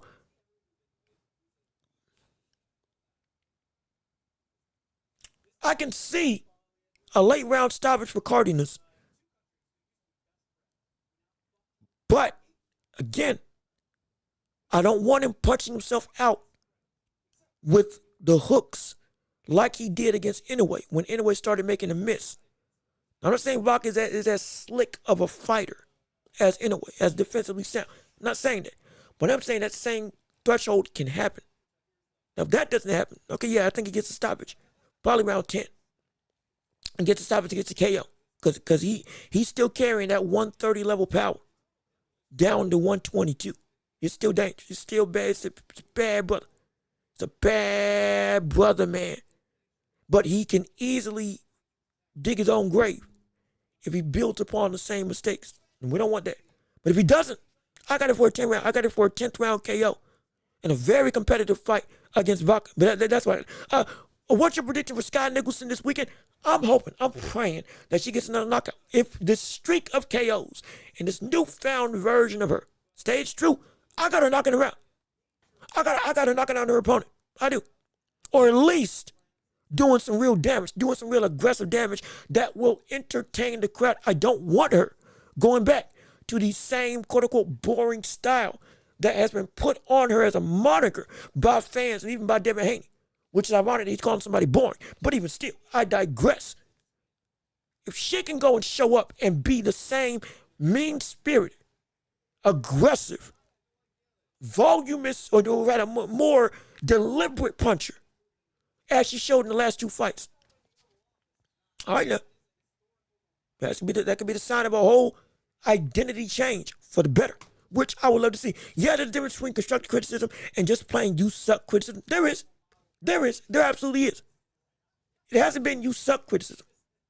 It's been the constructive, hey man, just do this, that, and the third. Stop doing this, do this. It's not even constructive. It's just, hey brother, we pay you copious amounts of money just to see this type of fight. To see you fight against this type of opponent. That's it. Do what you're doing right now against the likes of some of the best in the world. That's all we're asking in your division. That's not even criticism. That's just like, hey, that's a requirement. We're just holding you to the same barometer we're holding anybody else. Just fight the people that you're supposed to fight. That's all we're asking. But hopefully it happens. Hopefully it does. But let me see. I think we're about to wrap it up now. And we got to get up out of here. Again, like I said, championship rounds. Last call. We did the last call. We are past the 3-hour mark. And we want to save some energy and some show for tomorrow, or for Thursday, excuse me. Absolutely. Because it's going to be an incredible time of action, of fight talk, of all around sports fandom. And like I said, if you want to talk about the NBA or the NFL as this show goes on, hey, please talk about it. Put it up and we do the championship rounds. Because I can talk about it all now. I love it. I appreciate it. I know we got some NBA fans. I know we got some NFL fans. Some people are fans of the World Cup that's coming up this I think it is this summer, 2026. So somewhere I know I got some friends that watch the show that are football fans, football fans. So hey, y'all step in the chat. We can talk about it absolutely. And I'm all for it. But like I said, we gotta go and we gotta make sure that we save some stuff for tomorrow. So we're gonna go on and get out of here. Gabriel Flores versus Joe Cordina. How do you see that fight going? Honestly, I don't know. That fight, I gotta think about. I gotta think about that fight. I'm not really sure exactly which. I wanna say Joe. But I'm not. I'm split down the middle more than anything. I'm slightly leaning Joe, but I'm kind of split, so I don't really know who to definitively pick for that fight. But again, we can talk about that on tomorrow because we gotta get out of here. So with all that being said, This has been another episode of The Watchable with me, your host, Lamont Roach. Hey, we appreciate all of you tuning in for a phenomenal show, a phenomenal Tuesday afternoon segment. It was a joyous time. Hopefully you all enjoyed your time here. Thank you to everybody who came through and supported on the stream, everybody who gave, everybody who chatted, everybody who donated. It means the world to me, absolutely. And we appreciate all of you for coming through and being a part of this great endeavor, absolutely. Mr. Miyagi and who was the other one? Who was the other one? Let me make sure I can read everybody who actually gave to the chat. Mr. Miyagi and Matt Borgerson, that's what I was thinking of. Thank you all for chatting. Thank you to everybody else who came in and streamed and talked and laughed and had a great time. We love the discourse. We love the conversation. We're going to be back on Thursday talking about the world of boxing and beyond. Don't go away, because I guarantee you it's going to be a great time of action, great night of incredible debates, conversations, more news and stuff and probably going to drop. We still want to hear from you in regards to your thoughts and opinions on everything, so please keep on chatting, keep on leave some comments about what you liked or didn't like about the show. Be sure to come through and subscribe to the channel. Come join the Empire if you haven't already. Be sure to leave a like on the video so we can push this video out to the algorithms of the YouTube airspace. There's also a hype button after this stream ends. Hit the hype button, and it also helps to push this stream to the stratosphere for everybody to witness and see. Be sure to share the show with everybody that you know, so we can keep on building up on the Empire together. If you would like to support the channel, we got Cash App and PayPal, links down below in the description, as well as Super Chat, gifts, and whatnot to all come and support the channel. We appreciate it if you can give and support. And hey, we're going to see you back on in a day from now, on Thursday, same time, same place, same channel, with all the same talk and excitement that we've given you on today. So I've been Jean-Luc Welch. Y'all have been wonderful. Peace and love. Oh, we are out here. Yes, sir. We're going to see you all on Thursday. Be safe. Be blessed. Rate us 5 stars on every podcasting platform. And listen to us on wherever you listen to podcasts. And hey, we're going to catch y'all later. So peace and love. We out.